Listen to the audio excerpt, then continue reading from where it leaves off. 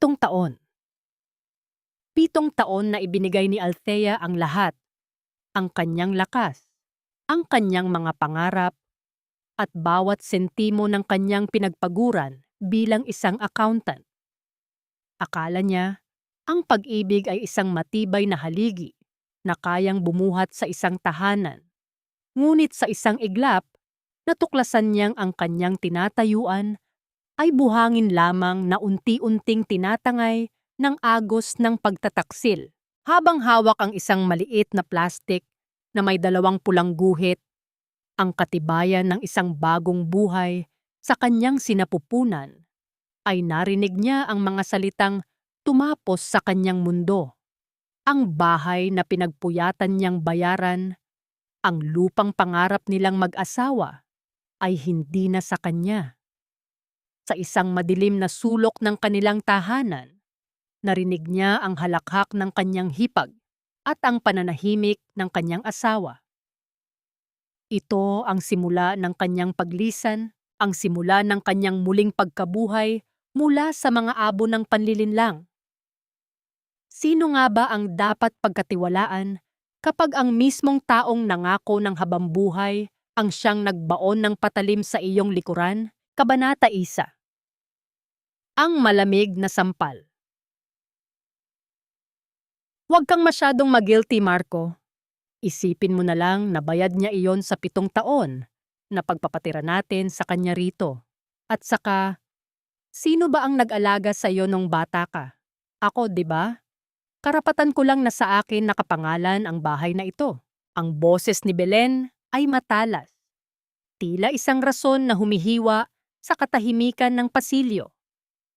Bawat salita ay may dalang lason. Isang uri ng pagmamay-ari na walang puwang para sa katarungan. Sa loob ng silid, ang asawa ni Althea, na si Marco, ay nanatiling tahimik, walang pagtutol, walang pagtatanggol. Ang tanging narinig ni Althea ay ang mahinang buntong hininga ng lalaking pinagkatiwalaan niya ng kanyang buhay. Pero Belen, baka malaman ni Althea, alam mong halos lahat ng down payment at monthly amortization ay galing sa sahod niya. Paano ko ipapaliwanag sa kanya na sa iyo nakapangalan ang titulo? Di huwag mong sabihin. Ganun lang kasimple. Marco listens to me. Kabilang sa pamilya natin si Althea dahil lang sa kasal. Pero ako ang kapatid mo. Mas matimbang ang dugo kaysa sa kontrata. At sa oras na magsawa ka sa kanya, at least, secured ang pamilya natin. Hindi niya makukuha ang pinaghirapan mo o ang akala niyang pinaghirapan niya. Sa labas ng pinto, nakatayo si Althea. Tila isang estatwa na unti-unting nagkakabitak. Ang kanyang kanang kamay ay nakakuyom sa isang maliit na puting stick na may 2 matingkad na pulang guhit. Ang kanyang puso, na kanina lamang ay naglulundag, sa kaba at saya dahil sa balitang dadalhin niya sa kanyang asawa, ay tila tumigil sa pagtibok.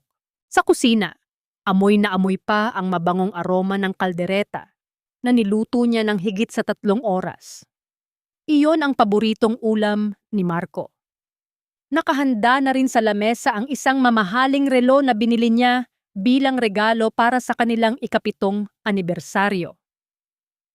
7 taon ng pagtitipid. 7 taon ng hindi pagbili ng bagong damit para lamang makabayad sa utang sa bangko. Ginawa niya ang lahat ng iyon para sa kanilang kinabukasan. Para sa anak na sa wakas ay ibinigay na sa kanila. Ngunit ang bawat patak ng pawis at bawat sakripisyo niya ay itinuring lamang na bayad para sa pananatili sa sarili niyang tahanan. Naramdaman ni Althea ang biglang panlalamig ng kanyang mga daliri. Ang plastik na hawak niya ay unti-unting nadulas mula sa kanyang palad. Bumagsak ito sa malambot na carpet nang walang ingay, ngunit sa kanyang pandinig, ang pagbagsak na iyon ay kasing lakas ng isang pagsabog. Ang kanyang paningin ay nagsimulang lumabo, hindi dahil sa luha, kundi dahil sa biglang pagdilim ng kanyang mundo. Ang hangin sa loob ng bahay na dati ay nagbibigay sa kanya ng ginhawa. Ngayon ay tila nananakal, tila bawat hininga niya ay may kasamang bubog na sumusugat sa kanyang lalamunan. Napaatras siya. Ang kanyang likod ay sumandal sa malamig na pader ng pasilyo. Ang kanyang kamay ay automatikong dumapo sa kanyang tiyan. Isang protektadong kilos ng isang ina na kahit sa gitna ng sariling pagkawasak ay iniisip ang kaligtasan ng kanyang anak. Ang init na nararamdaman niya sa kanyang sinapupunan ay kabaligtaran ng yelo na nananalaytay sa kanyang mga ugat. Paano nagawang gawin ito ng taong nangako sa harap ng altar na poprotektahan siya?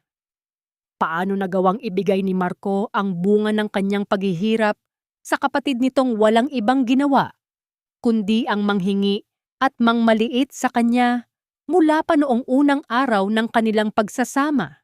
Ang bawat alaala ng kanilang 7 taon ay tila isang mabilis na pelikulang naglalaro sa kanyang isipan. Ang mga gabing hanggang madaling araw siya sa opisina para sa overtime pay. Ang mga pagkakataong tinitiis niya ang pang-iinsulto ni Belen sa kanyang pagluluto at paglilinis. Lahat ng iyon ay tiniis niya dahil mahal niya si Marco. Dahil naniniwala siyang binuo nila ang tahanang ito ng magkasama. Ngunit ang katotohanan ay mas matalas pa sa kutsilyo sa kusina. Hindi siya kailanman naging bahagi ng pamilyang ito. Siya ay isang kasangkapan lamang, isang mapagkukunan ng pera, isang estranghero sa loob ng isang bahay na siya ang nagpundar. Isang matinding panginginig ang bumalot sa kanyang buong katawan. Hindi ito ang panginginig ng takot, kundi ang panginginig ng isang pusong unti-unting kinakain ng matinding puot at pait. Ang kanyang mga mata, na dati ay puno ng lambing, ay naging matigas na parang bato. Ang bawat salita ni Belen na umaalingaw-ngaw sa kanyang isipan ay tila mga pako na ibinabaon sa kanyang dignidad. Tumingala si Althea. Pinipigilan ang anumang luha na nais kumawala. Sa gabing ito, ang gabi na dapat ay puno ng pagdiriwang, natanto niya ang isang malupit na katotohanan. Ang pag-ibig, kapag walang kasamang respeto at katapatan, ay isa lamang magandang kulungan. At siya, si Althea, ay matagal nang nakakulong sa loob nito nang hindi niya nalalaman. Sa katahimikan ng pasilyo, isang tanong ang paulit-ulit na bumubulong sa kanyang diwa. Isang tanong na may kasamang pait ng pagsisisi at bagsik ng determinasyon. Hanggang kailan mo kayang lunukin ang sarili mong luha para sa isang pamilyang hindi ka kailanman itinuring na tao? Kailan titigil ang bawat pintig ng iyong puso sa pag-asa na ang isang huwad na pag-ibig ay magiging totoo sa dulo? Ang kapal din naman ng mukha mong makinig sa usapan ng may usapan, Althea. Ganyan ba ang itinuro sa iyo sa probinsya ninyo? Ang maging tsismosa sa loob ng sarili mong, o sabihin na nating sa loob ng bahay namin, ang boses ni Belen ay hindi bakas ng pagkahiya o gulat. Sa halip, ito ay puno ng mapait na panunuya habang dahan-dahan siyang lumalabas mula sa silid. Nakataas ang kilay at nakakuyom ang mga braso sa kanyang dibdib. Sa likuran niya, sumunod si Marco na hindi man lang makatingin ng diretso sa mga mata ng kanyang asawa. Ang kanyang mga balikat ay nakabagsak, tila isang batang nahuling nagkasala, ngunit walang balak humingi ng paumanhin. Bahay ninyo? Ang tinig ni Althea ay nanginginig, hindi dahil sa takot, kundi dahil sa hapdi ng katotohanang sumasampal sa kanya. Belen, 7 taon akong nagpakuba sa trabaho. Lahat ng bonus ko, lahat ng incentives, pati ang mana ko kay tatay, dito napunta. Paano mo nasabing bahay ninyo ito? Isang maikling halakhak ang kumawala sa mga labi ni Belen. Isang tunog na tila kalansing ng malamig na bakal. Huwag kang magmalinis, Althea. Kung tutuusin, kulang pa ang lahat ng ibinayad mo rito para sa sakit ng ulo na ibinigay mo kay Marco. Isipin mo, 7 taon kayong kasal, pero wala man lang kayong anak. Isang tuyot na puno sa loob ng isang magandang hardin. Iyon ka, Althea. Pabigat. Ang bawat salita ay tila isang karayom na itinutusok sa pinakamalalim na bahagi ng puso ni Althea. Ang sakit ay hindi lamang nagmumula sa panlalait ni Belen, kundi sa katotohanang hinahayaan ni Marco na pagsalitaan siya ng ganoon. Tumingin si Althea kay Marco, naghahanap ng kahit katiting na pagtatanggol, kahit isang sulyap man lang ng pagmamalasakit. Marco, magsalita ka naman, bulong ni Althea. Ang boses niya ay tila isang huling-hiling ng isang taong nalulunod. Sabihin mo sa kanya ang totoo. Sabihin mo sa kanya kung kaninong pera ang ginamit natin para hindi tayo ma-foreclose noong nakaraang taon. Marco, please. Huminga ng malalim si Marco. Ngunit sa halip na hawakan ang kamay ng asawa, ay iniwas niya ang kanyang katawan. Althea, stop it. Masyado kang madrama. Para sa pamilya naman ito, di ba?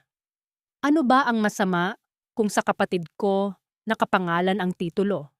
At least, sigurado tayong hindi ito mawawala sa atin. You're being too materialistic. Ang mundong binuo ni Althea sa loob ng 7 taon ay tuluyan ng gumuho sa isang pangungusap ni Marco. Hindi lang pala ang bahay ang nanakaw sa kanya, kundi pati ang dangal ng kanilang pagsasama. Ang sakripisyo niya ay itinuring na drama, at ang kanyang paghahangad ng katarungan ay tinawag na pagiging mukhang pera. Materialistic?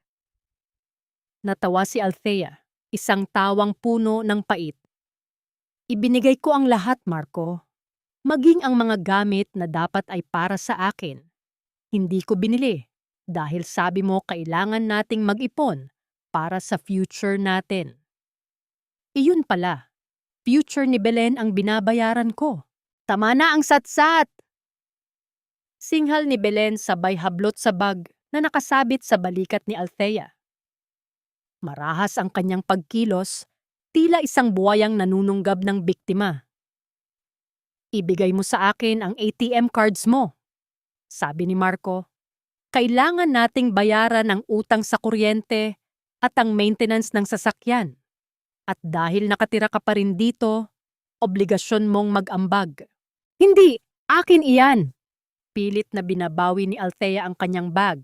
Sa loob niyon ay ang kanyang pitaka, ang kanyang mga ID, at ang tanging koneksyon niya sa kanyang pinaghirapang pera. Wala na kayong makukuha sa akin. Tama na. Ngunit sa gitna ng kanilang paghihilaan, isang malakas na tunog ang umaling-aungaw mula sa gilid ng mesa. Ang kanilang wedding photo na nakalagay sa isang mamahaling silver frame ay nahulog at nabasag. Ang bubog ay kumalat sa sahig, tila mga kristal na luha na nagmula sa langit. Nanigas si Althea nang makita ang kanyang sariling mukha sa larawan. Nakangiti, puno ng pag-asa, suot ang puting belo. Ngayon ay nahahati ng isang malaking bitak na tumatama sa kanyang puso. Ang larawang iyon ang simbolo ng lahat ng kanyang pagkakamali. Ang maniwala sa isang pangakong walang laman. Sa sandaling iyon, ang huling hibla ng pasensya ni Althea ay tuluyan ng naputol. Ang kanyang mga mata ay nag-alab sa galit na matagal niyang kinubli sa ilalim ng pagiging isang masunuring asawa. Ibigay mo sa akin ang bag ko, Belen. Magnanakaw ka. Magnanakaw kayong lahat. Ang mukha ni Belen ay namula sa galit. Hindi siya sanay na sinasagot ng martir na dinalasubas niya sa loob ng maraming taon. Ang kanyang mga mata ay nanliit at ang kanyang mga labi ay nanginig sa pagnanais na saktan ang babaeng nasa harap niya. Anong sabi mo? Magnanakaw? Ang boses ni Belen ay naging isang mababang unggol na puno ng panganib. Dito sa pamamahay ko, walang nagsasalita sa akin ng ganyan. Ikaw ang malas sa pamilyang ito. Ikaw ang dahilan kung bakit hindi umaasenso ang kapatid ko. Sa isang mabilis at marahas na pagkilos, binitiwan ni Belen ang bag at itinulak si Althea ng buong lakas. Ang kawalan ng babala at ang bigat ng galit ni Belen ay nagpadala kay Althea sa malamig at matigas na sahig. Ang tunog ng kanyang katawan na bumagsak ay tila isang babala ng mas malaki pang trahedya. Napahawak si Althea sa kanyang tiyan. Ang kanyang buong diwa ay sumisigaw sa takot para sa buhay na nasa loob niya. Ang sakit na naramdaman niya sa kanyang balakang ay walang-wala kumpara sa takot na bumabalot sa kanyang puso. Sa gitna ng kanyang pagkakasalampak, tumingala siya at nakita ang kanyang hipag na nakatayo sa itaas niya, tila isang malupit na reyna, habang si Marco ay nananatiling nakatayo sa sulok. Isang anino ng lalaking minahal niya na wala mang lang ginawa upang pigilan ang kamay na nagpabagsak sa kanyang asawa at sa hindi pa isinisilang na anak nito. Hindi ang lamig ng semento ang nagpanginginig sa aking buong pagkatao, kundi ang katotohanang ang lalaking nangako sa akin ng init ay hinayaan akong manginig sa harap ng kalupitan ng kanyang sariling dugo. Nakatitig si Althea sa mga paanan ni Marco at Belen mula sa kanyang kinalalagyan sa sahig. Ang kanyang mga palad ay nakadiin sa malamig na tiles. Tila hinahanap ang katatagan na hindi niya matagpuan sa kanyang asawa. Ramdam niya ang bawat tibok ng kanyang puso. Mabilis, masakit, at puno ng takot. Ngunit sa gitna ng takot na iyon, may isang maliit na kislap ng apoy na nagsimulang mag-alab. Hindi na ito ang apoy ng pag-ibig, kundi ang apoy ng pag-iral. Isang instinct ng isang ina na nagsasabing hindi siya pwedeng mamatay rito. Ano? Tatanga ka na lang ba riyan? Muling bulyaw ni Belen. Ang kanyang boses ay tila isang latigo na humahampas sa hangin. Tumayo ka riyan at mag-impake. Ayaw kong makita ang pagmumukha mo sa bahay na ito bukas ng umaga. At huwag na huwag kang kukuha ng kahit anong hindi sa iyo. Dahil bawat hibla ng kurtina rito, pamilya namin ang may-ari. Dahan-dahang tumayo si Althea. Ang kanyang bawat kilos ay mabigat. Tila bawat buto sa kanyang katawan ay gawa sa tingga. Hindi siya tumingin kay Belen. Itinuon niya ang kanyang mga mata kay Marco. Ang lalaking 7 taon niyang pinagsilbihan. Ang lalaking hiningan niya ng pahintulot bago bumili ng kahit isang pares ng tsinelas para sa sarili, ay nakatungo pa rin. Marco, ang tawag ni Althea ay isang mahinang kalansing ng basag na kampana. Ito na ba talaga ang dulo? Palalayasin mo ako sa gitna ng kalagayan ko? Huminga ng malalim si Marco. Ang kanyang mga kamay ay nakapasok sa kanyang mga bulsa. Isang senyales ng pagtakas sa responsibilidad. Althea, kailangan lang natin ng space. Masyado nang magulo. Pumunta ka muna sa inyo. Pag-iisipan ko kung paano natin ito aayusin. Isang mapait na ngiti ang sumilay sa mga labi ni Althea. Space. Ang salitang ginagamit ng mga mahihina kapag wala silang lakas ng loob na sabihin ang totoong dahilan. Sa sandaling iyon, ang huling hibla ng pag-asa ni Althea para kay Marco ay tuluyan ng napatid, gaya ng isang luma at sadyang pinabayaang lubid. Pumasok si Althea sa kanilang silid. Ang bawat sulok ng kwartong iyon ay may bakas ng kanyang pagmamahal. Ang mga unan na siya ang pumili, ang bango ng lavender na siya ang nag-spray, ang kaayusan na siya ang nagpanatili. Ngunit ngayon, tila naging estranghero siya sa sarili niyang silid. Kinuha niya ang isang lumang maleta mula sa ilalim ng kama. Sa bawat damit na itinitiklop niya, tila may isang bahagi ng kanyang nakaraan ang itinatawid niya sa limot. Hindi siya kumuha ng marami. Tanging ang mga damit na binili niya gamit ang sarili niyang pera at ang kanyang mga mahahalagang dokumento. Habang inilalagay niya ang kanyang birth certificate sa loob ng bag, muling naramdaman ni Althea ang pangungutya ng tadhana. Ang lahat ng kanyang pinag-aralan, ang lahat ng kanyang narating bilang isang accountant, ay hindi naging sapat upang mapansin niya ang unti-unting pagnanakaw sa kanyang buhay. Sa labas ng kwarto, naririnig niya ang mga yabag ni Belen na pabalik-balik sa kusina. Narinig niya ang malakas na kalansing ng mga plato. Ang mga platong binili ni Althea noong unang anibersaryo nila. Ang tunog ng porselana na nagtatamaan ay tila mga tuwa ng tagumpay ni Belen.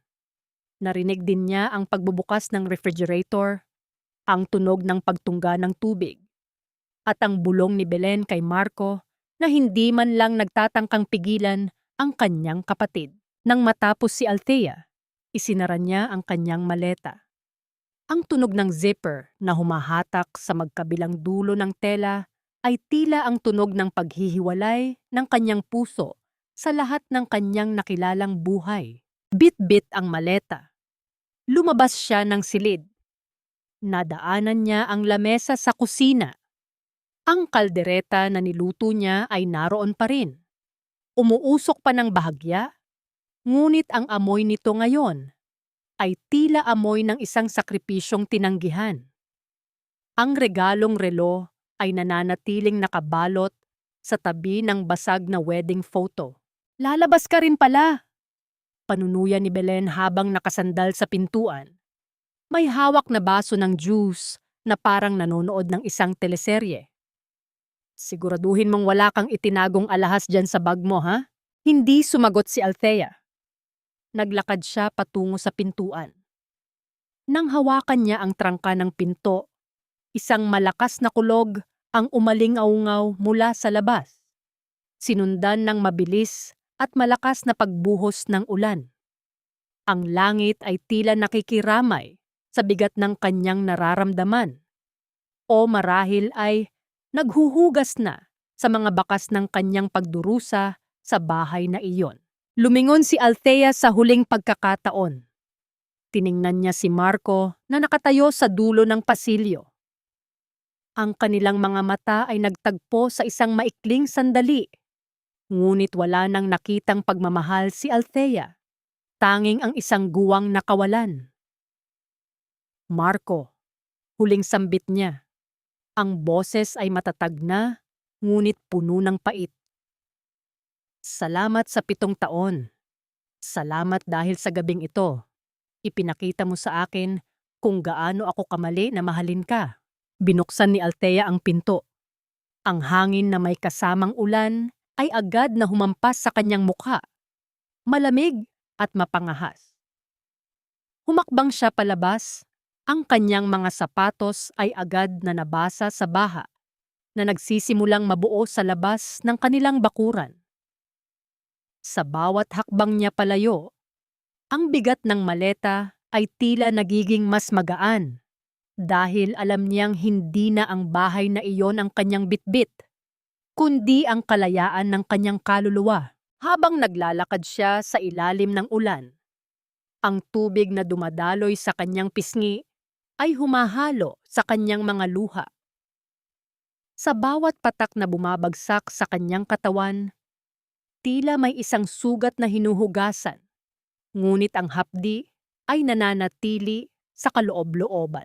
Sa gitna ng kalsada, habang ang kadiliman ay nilalamon ang kanyang anino, at ang ulan ay tila walang balak tumigil, isang tanong ang naiwan sa hangin. Tila isang sumpa o isang panalangin na naghihintay ng sagot? Hanggang kailan kaya tatakbo ang isang sugatang kaluluwa bago ito tuluyang bumagsak? At sino ang mag-aakalang ang huling hakbang ng isang martir ay siya palang unang hakbang ng isang reynang magsisimulang lumaban? Walang mas hihigit pa sa lamig ng ulan, kundi ang pakiramdam na wala ka nang babalikang tahanan. Ngunit sa bawat hakbang ko palayo sa lungsod, tila may isang mahinang tinig sa aking puso na bumubulong, na sa dulo ng bawat bagyo, may isang pinto na palaging mananatiling bukas para sa akin. Ang biyahe patungong Laguna ay tila isang walang katapusang paglalakbay sa gitna ng kadiliman. Sa loob ng lumang jeep na sinakyan ni Althea, ang tanging maririnig ay ang ugong ng makina at ang malakas na paghampas ng hangin sa mga trapal na nagsisilbing proteksyon sa ulan. Nakasandal ang kanyang ulo sa malamig na bakal habang ang kanyang mga kamay ay mahigpit na nakakapit sa maleta. Bawat lubak ng kalsada ay tila isang paalala ng bawat sakit na naranasan niya sa piling ni Marco. Nang tumigil ang diip sa kanto ng kanilang nayon, ang putik ay lampas bukong na. Bitbit ang kanyang maleta at ang kanyang lupaypay na katawan, tinahak ni Althea ang pamilyar na daan patungo sa kanilang lumang bahay na gawa sa kahoy at semento. Ang amoy ng basang lupa at ang huni ng mga kuliglig ay tila mga yakap ng nakaraan na unti-unting nagpapatahan sa kanyang nanginginig na diwa. Sa tapat ng kanilang pintuan, sandaling napatigil si Althea. Tumingala siya sa maliit na bumbilya na nagbibigay ng madilaw na liwanag sa beranda. Doon, nakita niya ang kanyang ama, si Mang Nestor, na nakaupo sa kanyang paboritong tumba-tumba, tila hinihintay ang pagdating ng umaga. Tatay, ang tawag ni Althea ay tila isang bulong na agad tinangay ng hangin. Dali-daling tumayo si Mang Nestor. Ang kanyang mga mata na malabo na dahil sa katandaan ay tila biglang luminaw nang makita ang kanyang anak. Althea? Anak, ikaw ba yan? Hindi na nakasagot si Althea. Sa isang mabilis na pagkilos, lumapit siya sa kanyang ama at kinuha ang kamay nito upang magmano. Ang magaspang at mainit na palad ni Mang Nestor na dinala ni Althea sa kanyang noo ay tila isang banal na gamot na nagpatulo sa mga luhang kanina pa niya pinipigilan. Sa sandaling iyon, ang lahat ng pait, lahat ng pagod, at lahat ng pambabalasubas ni na Belen ay tila nawalan ng bigat. Nestor, sino iyan? Lumabas mula sa kusina ang kanyang ina, si Aling Linda, na may hawak pang basahan. Nang makita ang kalagayan ng anak, basa, maputla, at may bitbit na maleta, ay agad na binitawan ng matanda ang kanyang hawak at tumakbo patungo kay Althea. Diyos ko anak, anong nangyari sa iyo? Ang yakap ni Aling Linda ay amoy kape at pagmamahal. Ito ang yakap na matagal na ipinagkait ni Althea sa kanyang sarili dahil sa paniniwalang kailangan niyang maging matatag para sa pamilya ni Marco. Sa loob ng kanilang maliit na sala, pinaupo nila si Althea. Walang maraming tanong ang kanyang mga magulang. Alam nila, nakikita nila sa mga mata ng kanilang anak ang isang pusong binalasubas.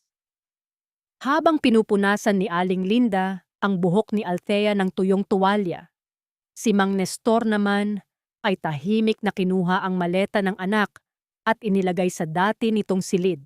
Nanay, tatay, humihikbi si Althea. Ang kanyang tinig ay basag na basag. Wala na po, iniwan ko na po siya. Wala na akong bahay, wala na akong pera. Ang lahat ng pinaghirapan ko, kinuha nila. Hinaplos ni Mang Nestor ang balikat ng anak.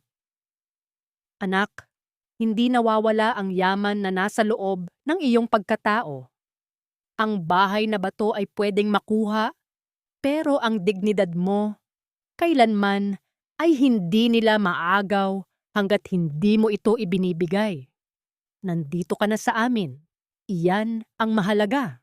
Inihain ni Aling Linda ang isang mangkok ng mainit na tinola. Ang usok na lumalabas mula sa sabaw ay tila nagdadala ng mga alaala ng kanyang kabataan. Kinuha ni Althea ang kutsara at humigop ng sabaw. Ang anghang ng luya at ang tamis ng sariwang manok ay dahan-dahang gumapang sa kanyang lalamunan patungo sa kanyang puso. Ito ang lasa ng tunay na pagkalinga. Isang lasa na hindi niya kailanman naramdaman sa marangyang lamesa ni na Marco. Sa bawat higop niya, tila may isang bahagi ng kanyang pagkatao ang muling nabubuo. "Nay, buntis po ako!" Bulong ni Althea sa gitna ng pagkain. Napatigil ang kanyang mga magulang. Nagkatinginan sina Mang Nestor at Aling Linda. Walang bakas ng panghuhusga sa kanilang mga mukha. Tanging isang malalim na pag-unawa. Lumapit si Aling Linda at muling niyakap ang anak mula sa likuran. "Kung gayon, hindi ka nag-iisa, Althea. May kasama kang anghel na magbibigay sa iyo ng lakas," wika ng kanyang ina. "Huwag kang mag-alala sa pera o sa bukas. Hanggat humihinga kami ng tatay mo, hindi ka magugutom. Itataguyod natin ang batang iyan." Nang gabing iyon, natulog si Althea sa kanyang lumang kama. Ang amoy ng naphthalene balls at ang gasgas na kahoy ng dingding ay nagbigay sa kanya ng katahimikan na 7 taon niyang hinanap. Ang ulan sa labas ay tila naging isang oyayi na nagpapatulog sa kanyang pagod na isipan. Ngunit ang katahimikan ng madaling araw ay biglang nabulabog. Ang mahimbing na tulog ni Althea ay naputol nang makarinig siya ng sunod-sunod na pagkakatok sa kanilang pintuan sa ibaba. Ang tunog ng kamao na tumatama sa kahoy ay tila nagmamadali at puno ng tensyon. Nagising ang kanyang diwa. Sino ang darating sa ganitong oras? Ang kanyang puso ay muling tumibok ng mabilis. Hindi kaya nahanap siya ni Marco? O si Belen ay may bagong pakay na masama? Dahan-dahang bumangon si Althea at sumilip sa bintana.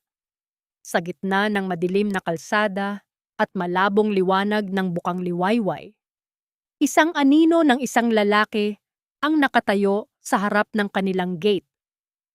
Ang lalaki ay basang-basa rin sa ulan at tila may hawak na isang sobreng kulay kape. Ang bawat pagkakatok nito ay tila isang babala na ang bagyong iniwan ni Althea sa lungsod ay hindi pa pala tuluyang natatapos at ang kakaharapin niya ay maaaring mas matindi pa sa kanyang inaasahan.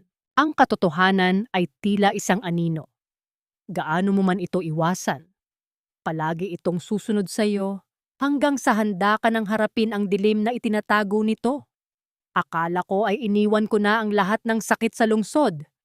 Ngunit ang mga papel na basa ng ulan ang magsasabi sa akin na ang laban ay kakaunti pa lamang nagsisimula. Maagang nagising si Althea dahil sa tila hindi mapakaling pagtibok ng kanyang puso. Ang bukang liwayway sa laguna ay tahimik. Tanging ang huni ng mga ibon at ang kalansing ng mga tasa sa kusina ang naririnig.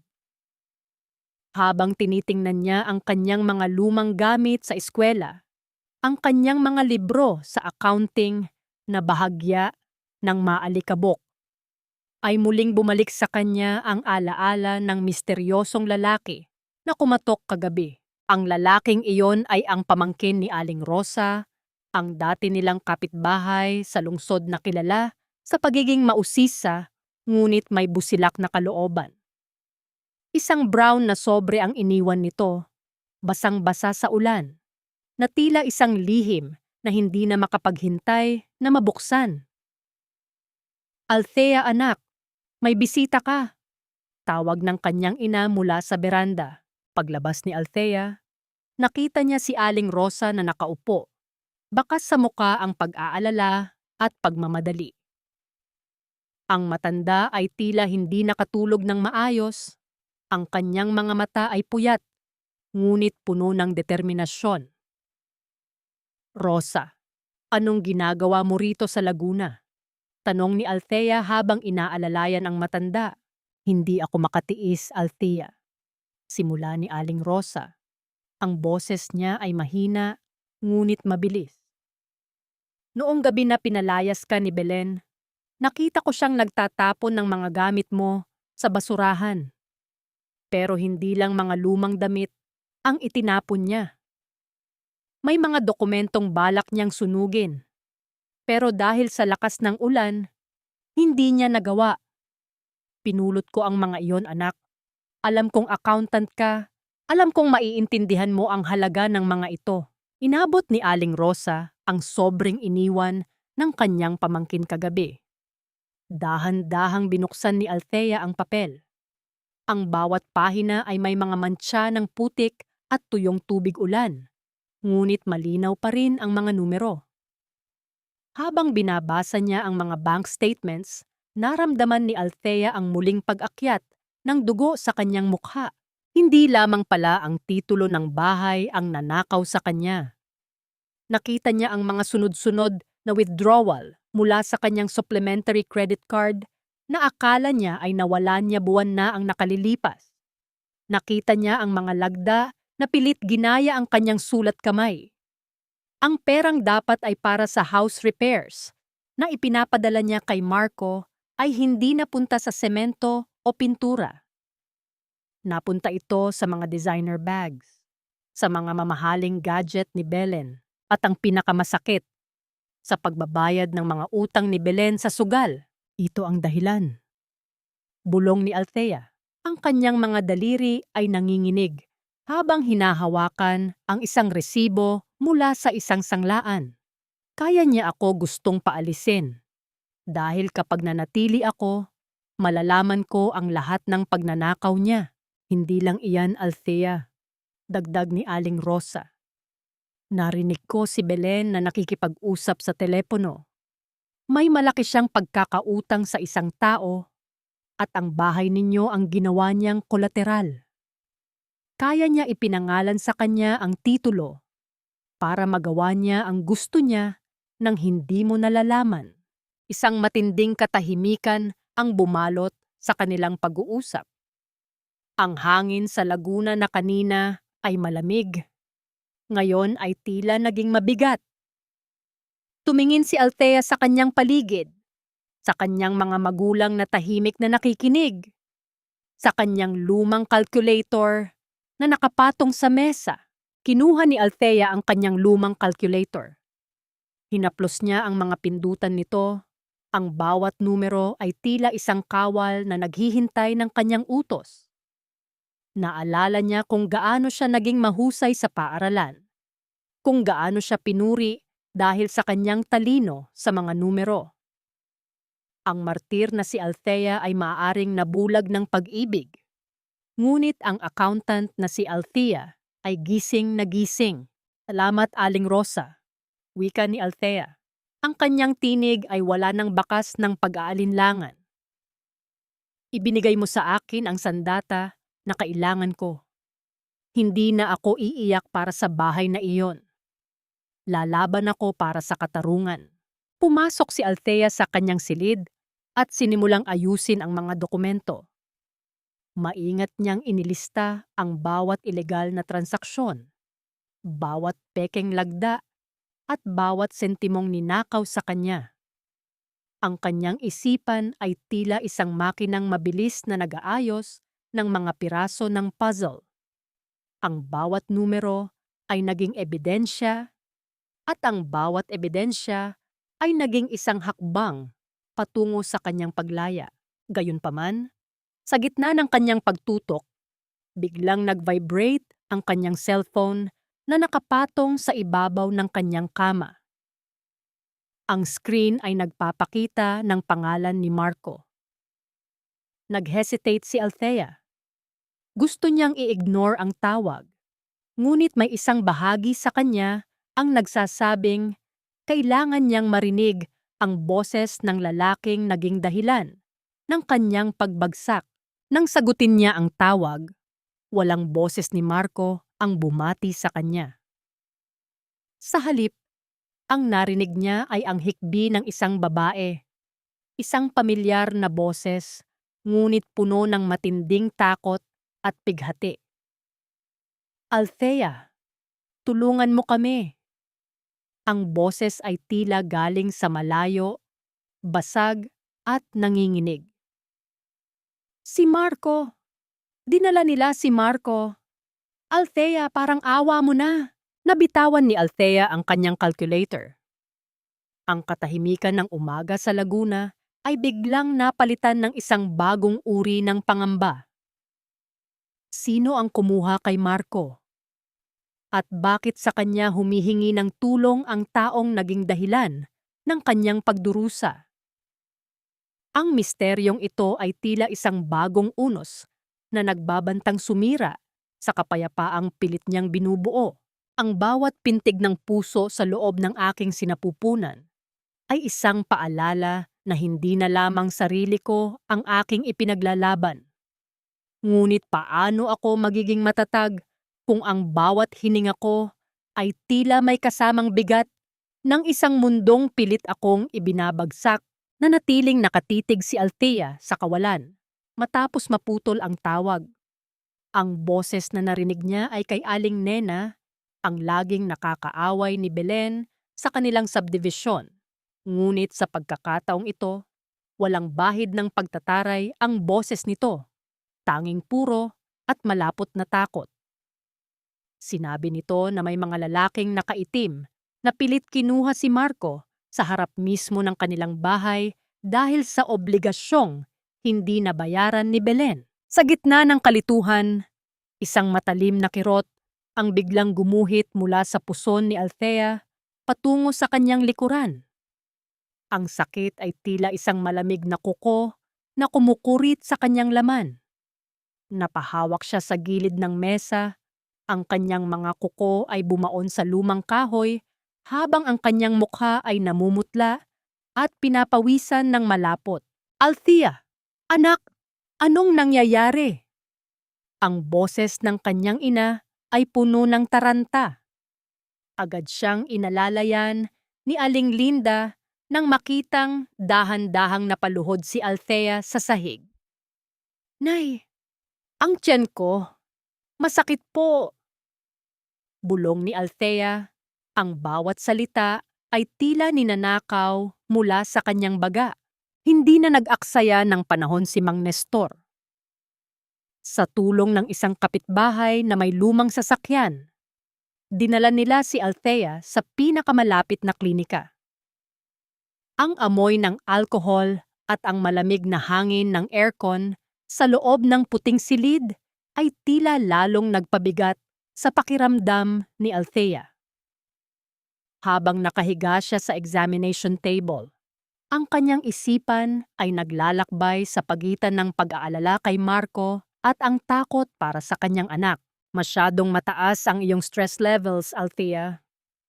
At dahil sa nangyaring pagtulak sa iyo noong nakaraang araw, nagkaroon ka ng threatened abortion. Paliwanag ng doktor, ang boses nito ay mahinahon ngunit seryoso. Kailangan mong magpahinga ng lubos, bed rest, at kailangan mo ng mga gamot na pampakapit. Kung hindi ka mag-iingat, maaari mong mawala ang bata. Ang salitang pasalasitang mawala ay tila isang malakas na sampal na gumising sa buong pagkatao ni Althea. Sa sandaling iyon, ang lahat ng galit niya kay Belen at ang pag-aalala kay Marco ay biglang naitabi. Ang tanging mahalaga ay ang buhay na nasa loob niya. Nay, kailangan ko ng pera para sa gamot. Pero wala na po akong access sa bank accounts ko, sabi ni Althea habang nasa loob na sila ng recovery room. Ang presyo ng mga gamot ay hindi biro at ang kanyang mga magulang ay umaasa lamang sa maliit na pensyon at pagsasaka. Sa kabila ng pag-aalinlangan, kinuha ni Althea ang kanyang telepono at tinawagan ang numero ni Marco. Sa ikalimang ring, sinagot ito, ngunit hindi si Marco ang nagsalita. Oh, napatawag ang dakilang biktima? Akala ko ba ayaw mo na sa amin? Ang boses ni Belen ay puno ng panunuya. Tila walang alam o sadyang walang pakialam sa nangyari sa kanyang kuya. Belen, nasaan si Marco? May tumawag sa akin. Kinuha daw siya ng mga lalaki dahil sa utang mo. Sigaw ni Althea, binaliwala ang sariling panghihina. Isang matunog na tawa ang narinig ni Althea mula sa kabilang linya. Huwag mo kaming dramahan, Althea. Nag-overtime lang si Marco para bayaran ang mga pagkukulang mo. At kung hihingi ka ng pera, kalimutan mo na. Wala kaming obligasyon sa iyo o sa batang hindi naman namin sigurado kung kay Marco ba talaga. Belen, kailangan ko ng pambili ng gamot para sa anak ni Marco. Muntik na akong makunan dahil sa ginawa mo. Ang boses ni Althea ay nanginginig sa matinding puot. Wala akong pakialam. Mamatay man iyan o mabuhay, wala akong ilalabas na pera. Sa amin na ang bahay na ito, Althea. Manigas ka dyan sa Laguna. Pagkatapos nyon ay ang tunog ng pagkaputol ng linya. Nabitawan ni Althea ang telepono.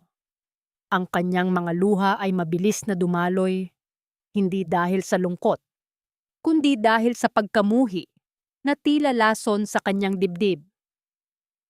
Ngunit sa gitna ng kanyang paghagulgol, naramdaman niya ang malamig na kamay ng doktor na naglalagay ng isang maliit na device sa kanyang tiyan. Isang mahinang tunog ang nagsimulang umaling-aungaw sa loob ng tahimik na silid. Lubdab, lubdob, lubdab. Ang mabilis at matatag na tibok ng puso ng kanyang sanggol ay tila isang awit ng tagumpay sa gitna ng gulo. Sa bawat tibok na iyon, tila sinasabi ng kanyang anak na, "Nanay, nandito ako. Huwag kang susuko." Ang bawat tunog ay nagbigay ng bagong lakas kay Althea. Isang lakas na hindi nanggagaling sa galit, kundi sa wagas na pagmamahal ng isang ina. "Lalaban tayo, anak," bulong ni Althea habang hinahaplos ang kanyang tiyan. Hindi tayo pababayaan ng Diyos. Lumipas ang 2 araw ng pagpapahinga sa Laguna. Ngunit ang kapayapaan ay tila isang panandaliang panaginip lamang. Isang hapon, habang si Althea ay nakaupo sa veranda at nagbabasa ng kanyang mga dokumento, isang makintab at itim na sasakyan ang huminto sa harap ng kanilang gate. Bumukas ang pinto ng sasakyan at lumabas ang isang babaeng nakasuot ng mamahaling salamin sa mata, may dalang itim na folder, at may suot ng ngiting tila galing sa impyerno. Si Belen, hindi ito natatakot na pumasok sa teritoryo ng mga magulang ni Althea. May dala siyang hangin ng kayabangan na tila siya ang may-ari ng buong mundo. Lumapit siya sa veranda habang ang kanyang mga takong ay gumagawa ng bawat tunog na tila isang babala sa bawat hakbang.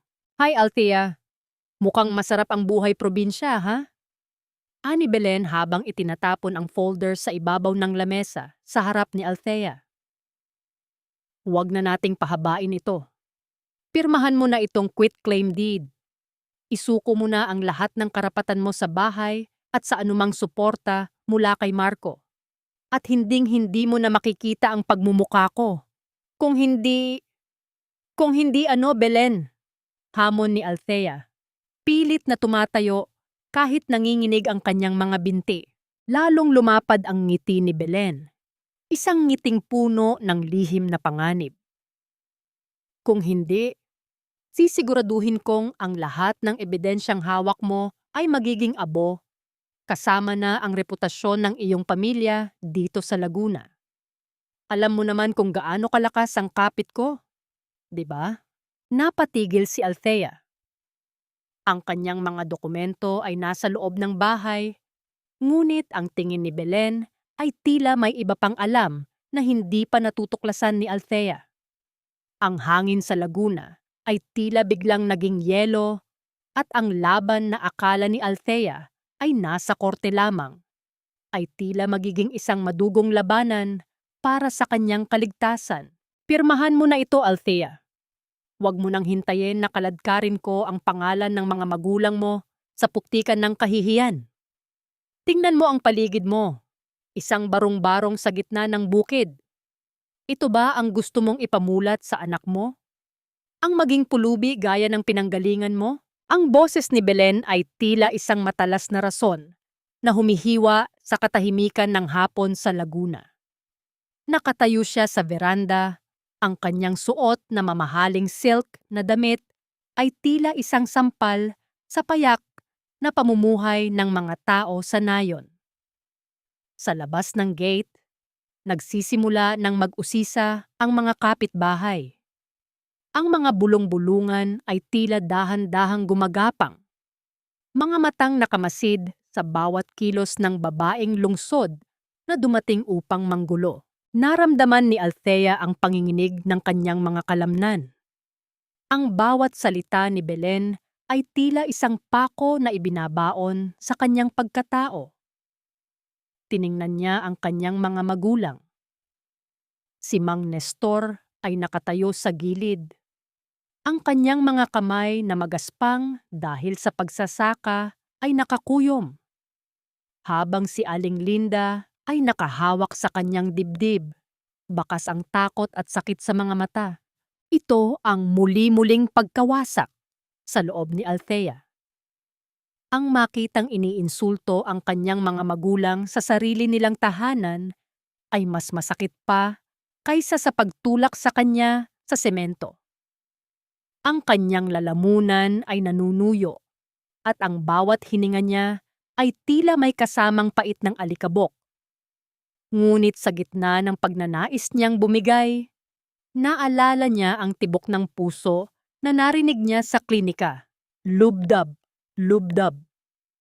Ang tunog na iyon ay naging isang tambol ng digmaan sa kanyang isipan. Belen, tapos na ako sa pagiging tahimik, simula ni Althea. Ang kanyang boses ay hindi na nanginginig.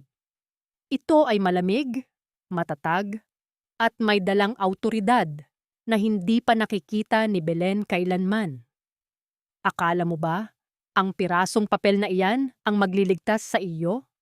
Akala mo ba, sapat na ang pananakot mo para talunin ang isang inang wala nang mawawala? Anong sabi mo? Nanliit ang mga mata ni Belen. Ang kanyang muka ay namula sa galit. Talagang nagmamatapang ka na ngayon? Baka nakakalimutan mong hawak ko sa leeg ang asawa mo. Asawa ko? Natawa si Althea, isang tawang walang bahid ng saya kundi puno ng pait. Ibigay mo siya sa akin, Belen. Ibigay mo ang isang lalaking hinayaan, ang sarili niyang dugo na magnakaw sa kanyang asawa. Ibigay mo ang isang lalaking walang bayag na protektahan ang anak niya. Sa iyo na siya. Isama mo na rin ang lahat ng perang ninakaw mo mula sa account ko para pambayad sa utang mo sa sugal. Nagulat ang mga kapitbahay na nakikinig.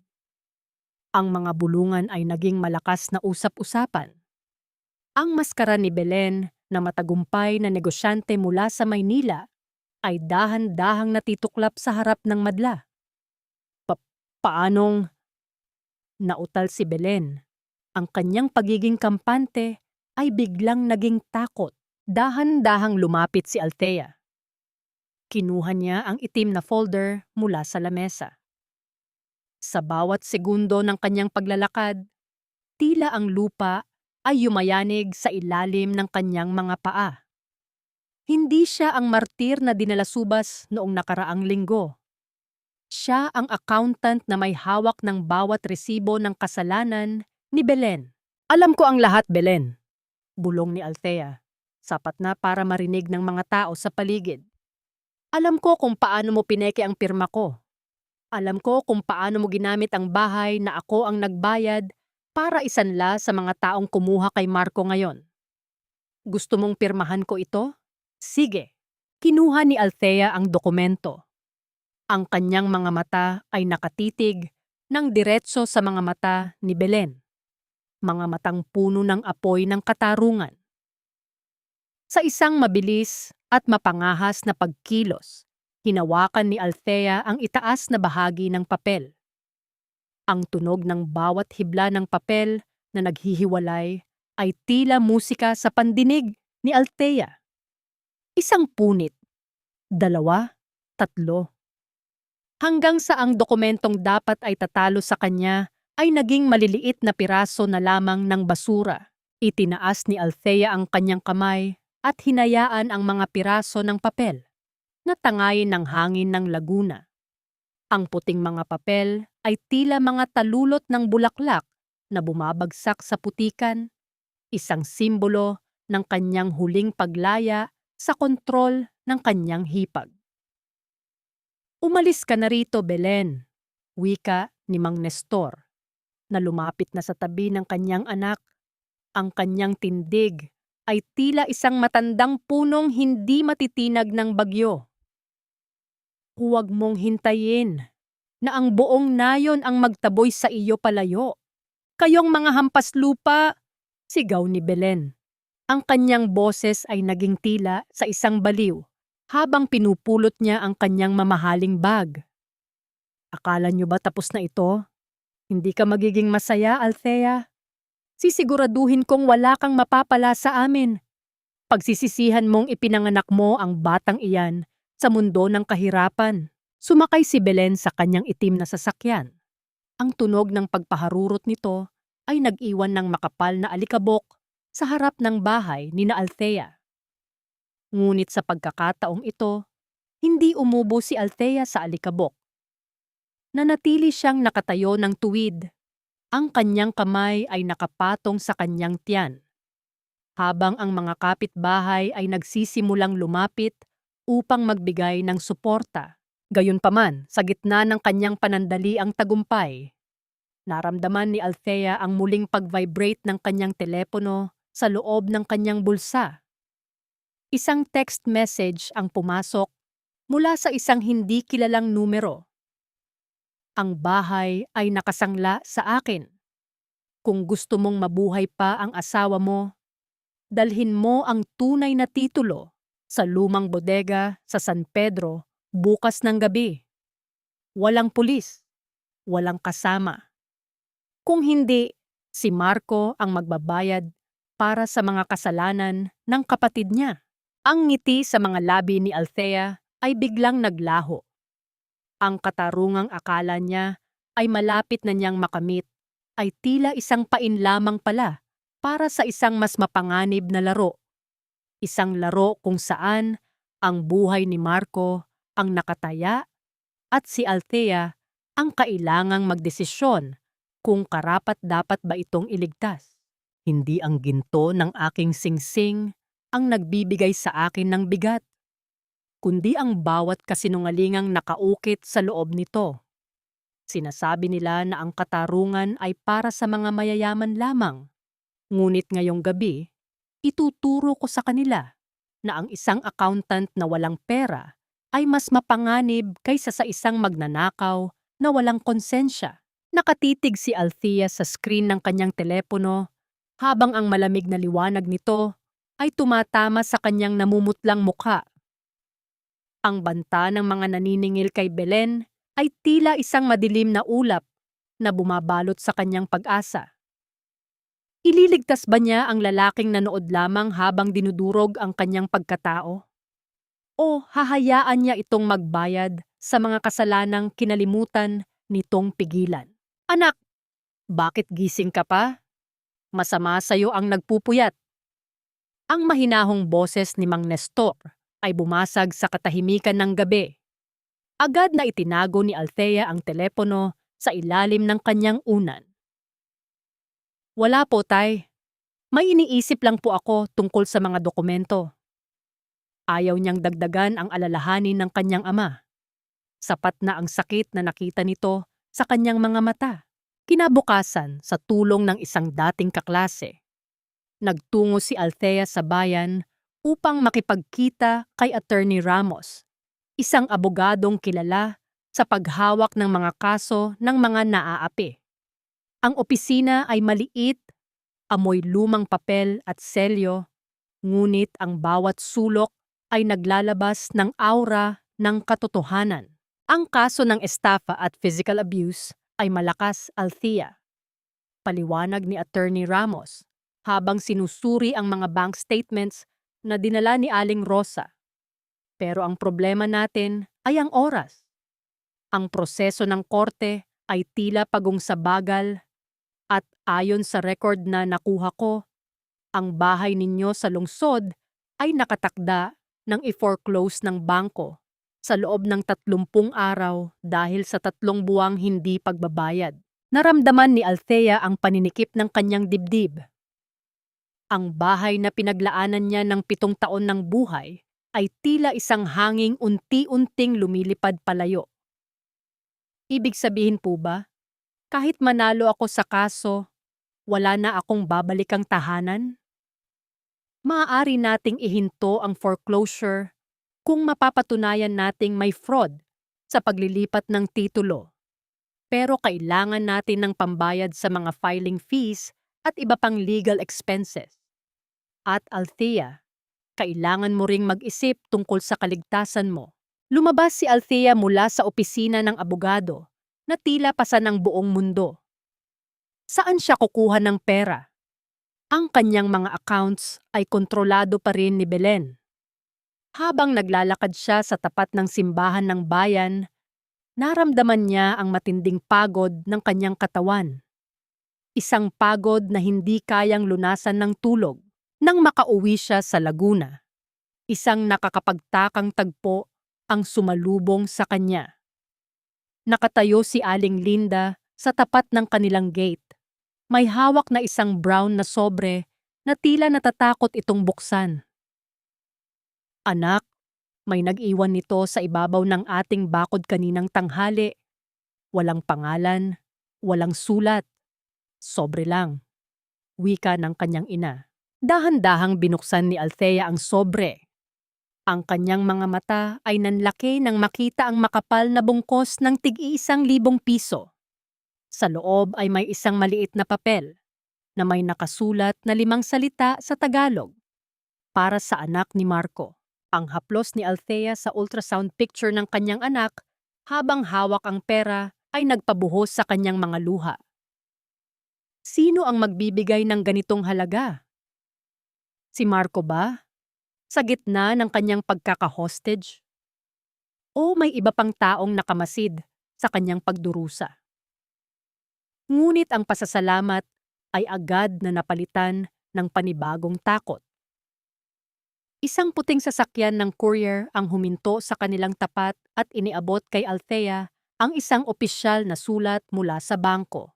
Nang basahin ni Althea ang nilalaman, tila huminto ang pag-ikot ng kanyang mundo. Ang utang ni Belen ay hindi lamang pala ang bahay. Ginamit din nito ang pangalan ni Althea bilang co-maker sa isang malaking loan na nagkakahalaga ng milyon-milyon. At dahil sila ay kasal pa rin ni Marco sa ilalim ng Absolute Community of Property, ang lahat ng ari-arian ni Althea sa hinaharap, pati na ang maliit na lupaing ito sa Laguna, ay maaari ring makuha ng bangko. Ang bawat salita sa sulat ay tila isang hatol ng kamatayan sa kanyang kinabukasan. Ang katarungang akala niya ay abot kamay na. Ay tila isang malalim na balon na walang katapusan. Napatingin si Althea sa kanyang mga magulang na masayang naghahanda ng hapunan sa loob. Walang kaalam-alam na ang kanilang tanging silungan ay nanganganib ding mawala dahil sa mga kasalanang hindi naman nila ginawa. Paano niya sasabihin sa kanyang ama na ang lupang inalagaan nito sa loob ng ilang dekada ay maaaring mawala dahil lamang sa maling pag-ibig ng kanyang anak? Ang misteryo ng perang bigay ng hindi kilalang tao ay tila nagiging isang maliit na liwanag sa gitna ng isang napakalaking sunog. Ang pagsisisi ay parang isang anino, nalilitaw lamang kapag ang araw ng iyong kaligayahan ay tuluyan ng lumubog. Ngunit ang mga luhang pumapatak sa huli ay hindi na kayang hugasan ang mga sugat na idinulot mo sa gitna ng iyong katahimikan. Habang ang gabi ay bumabalot sa Laguna, ang kabilang dulo ng mundo ni Althea sa Maynila ay unti-unti na ring nagigiba. Sa loob ng bahay na dati ay amoy lavender at puno ng kaayusan, ngayon ay tanging amoy ng panis na pagkain at alikabok ang namamayani. Ang refrigerator na dati ay laging puno ng masustansyang ulam dahil kay Althea, ngayon ay guwang na at tanging mga bote ng alak ang laman. Nakaupo si Marco sa madilim na sala. Ang tanging liwanag ay nagmumula sa kanyang cellphone. Ang kanyang mga balbas ay mahaba na. At ang kanyang mga mata ay lubog na sa puyat at gutom. Ang kuryente ay naputol na kanina lamang hapon. At ang katahimikan ng bahay ay tila isang malakas na sigaw na nagpapaalala sa kanya sa bawat pagkakamali niya. Marco, bakit hindi ka pa nakahanap ng pambayad sa kuryente? Ang boses ni Belen ay umaling-awngaw mula sa kusina. Puno pa rin ng reklamo kahit siya ang dahilan ng lahat. Ang init-init dito. Hindi ko man lang magamit ang blower ko para sa buhok ko. Tumahimik ka, Belen! Sigaw ni Marco. Ang boses niya ay basag at puno ng pagod. Wala na tayong pera. Iniwan mo akong walang-wala. Ang lahat ng sinabi mo tungkol kay Althea, ang lahat ng pangako mong mas mapapadali ang buhay natin kung sa iyo ipapangalan ng bahay. Tignan mo, wala na si Althea at mawawala na rin itong bahay. Wala kang kwentang kuya, sagot ni Belen sabay dabog ng pinto. Kung hindi ka sana naging lampas sa asawa mo, hindi tayo magkakaganito. Nang muling bumalik ang katahimikan, naramdaman ni Marco ang matinding panunuyo ng kanyang lalamunan. Naalala niya kung paano siya inaabutan ni Althea ng malamig na tubig at mainit na tuwalya tuwing darating siya mula sa trabaho. Naalala niya ang bawat ngiti ng asawa na binaliwala niya para lamang sa kapayapaan ng kanyang kapatid. Kinuha niya ang kanyang telepono at nagsimulang mag-type. Ang kanyang mga daliri ay nanginginig habang bumubuo ng mga salitang 7 taon niyang hindi nasabi ng tapat. Althea, patawarin mo ako. Hindi ko na kaya rito. Maling-mali ako. Kailangan kita. Kailangan ko ang pamilya natin. Parang awa mo na. Sagutin mo ang tawag ko. Sa Laguna, naramdaman ni Althea ang panginginig ng kanyang device sa ibabaw ng wooden table. Ang screen ay nagpapakita ng sunod-sunod na mensahe mula kay Marco. Isang linggo na itong hindi tumitigil. Bawat oras, may bagong pagmamakaawa, may bagong pangako ng pagbabago. Dahan-dahang kinuha ni Althea ang telepono. Tiningnan niya ang kanyang wallpaper, isang larawan ng kanyang ultrasound. Pinagmasdan niya ang kanyang wedding ring na nakapatong sa tabi ng kanyang baso ng tubig. Dahan-dahan niya itong isinuot sa kanyang daliri, ngunit agad din niyang hinubad. Hindi dahil sa lumaki ang kanyang mga daliri dahil sa pagbubuntis, kundi dahil napagtanto niyang ang babaeng nagsuot ng singsing na iyon ay pumanaw na noong gabing itinulak siya sa semento. Walang emosyon ang kanyang muka habang isa-isang binubura ang mga mensahe ni Marco. Ang bawat pagpindot niya sa delete button ay tila isang hakbang ng pagpapalaya sa kanyang kaluluwa. Hindi na siya ang Althea na madadala sa mabulaklak na salita. Ang bawat letra ng pagsisisi ni Marco ay tila mga tuyong dahon na winawalis niya palayo sa kanyang bagong bakuran. Hindi ko na kailangan ng iyong patawad, Marco. Bulong ni Althea sa hangin. Dahil ang kailangan ko ngayon ay ang katarungan para sa anak ko. Ngunit sa gitna ng kanyang paninindigan, naramdaman ni Althea ang isang hindi pamilyar na sensasyon sa kanyang tiyan. Ang kanyang kalamnan ay tila biglang humigpit, isang uri ng paninigas na nagdulot ng isang matalim at nakakahilong kirot. Napahawak siya sa gilid ng mesa, ang kanyang hininga ay naging mabilis at mababaw. Nanay, tatay, tawag niya. Ang boses ay puno ng kaba.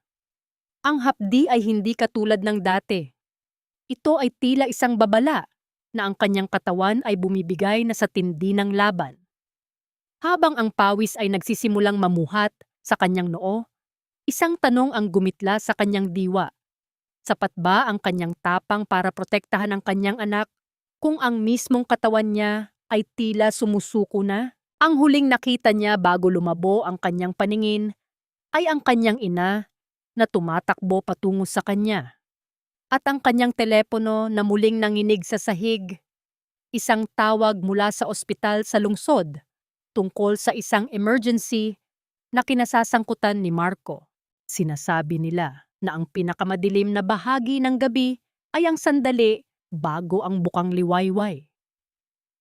Sa bawat hapdi na gumuguhit sa aking katawan, tila bawat segundo ay isang pakikipagtuos sa kamatayan. Hindi para sa aking sariling buhay, kundi para sa hiningang nagmumula sa loob ko. Ang matinis na tunog ng sirena ng ambulansya ay humihiwa sa katahimikan ng gabi sa Laguna. Isang ingay na tila nagmamadaling itakas si Althea mula sa kuko ng panganib. Sa loob ng sasakyan, ang amoy ng gamot at ang malamig na bakal ng stretcher ay naging saksi sa kanyang paghihirap. Ang bawat pag-alon ng sakit sa kanyang tiyan ay tila isang dambuhalang alon na pilit siyang itinatapon sa pampang ng kawalan ng malay. Anak, huwag kang bibitiw. Nandito lang si nanay. Ang pabulong na panalangin ni Aling Linda ay tila isang mahinang sinulid na nagkakabit kay Althea sa realidad. Pagdating sa ospital, ang mga yabag ng mga nurse at ang mabilis na pag-ikot ng mga gulong ng stretcher sa makinis na sahig ay naging isang malabong ingay sa pandinig ni Althea. Ang liwanag ng mga fluorescent lights sa kisame ay tila mga bituing mabilis na naglalaho. Sa loob ng delivery room, ang bawat hininga ni Althea ay tila isang pagsisikap na bumuhat ng isang bundok. Kaya mo ito, Althea. Huminga ka ng malalim para sa anak mo. Ang boses ng doktor ay matatag, ngunit alam ni Althea ang panganib. Maaga pa. Masyado pang maaga para lumabas ang kanyang sanggol.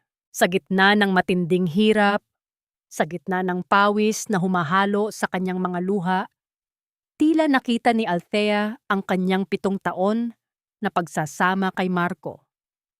Nakita niya ang bawat sulyap ng pangmamaliit ni Belen, ang bawat gabing umiyak siya ng tahimik. Ang lahat ng sakit na iyon ay tila nag-ipon sa kanyang sinapupunan. Naging isang puwersa na kailangang ilabas. Isang huling matinding pagsisikap. Isang huling sigaw na nagmula sa kaloob-looban ng kanyang kaluluwa. Isang sigaw hindi ng pagkatalo, kundi ng pagsilang. At pagkatapos, ang katahimikan, isang maikli, paos. Ngunit matapang na tunog ng pag-iyak ang pumuno sa silid. Hindi ito ang tunog ng isang biktima. Ito ang tunog ng isang bagong simula. Ang maliliit na baga ng kanyang sanggol ay humigop ng hangin sa unang pagkakataon. Tila ipinapahayag sa mundo na ang pag-asa ay hindi kailanman mapapatay ng ulan. Dahan-dahang inilapag ng nurse ang sanggol sa dibdib ni Althea. Ang init ng balat ng bata ay tila isang kuryenteng nagpadaloy ng buhay sa bawat ugat ni Althea. Pinagmasdan niya ang maliliit na daliri, ang mapulang pisngi, at ang mga matang, kahit nakapikit, ay tila may dalang liwanag. Itinaas ng sanggol ang kanyang maliit na kamay at dahan-dahang dumampi ang mga daliri nito sa pisngi ni Althea. Sa sandaling iyon, ang lahat ng pait, ang lahat ng galit kay Belen, at ang pagkawala ng bahay ay naging maliliit na alikabok lamang. Ang haplos ng kanyang anak ay tila isang basbas na nagbubura sa bawat pilat ng kanyang nakaraan. Hope! Bulong ni Althea. Ang kanyang boses ay puno ng wagas na pag-ibig.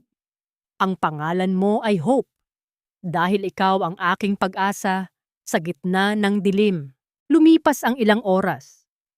Ang sikat ng araw ay dahan-dahang pumasok sa bintana ng recovery room, nagbibigay ng gintong kulay sa puting kumot.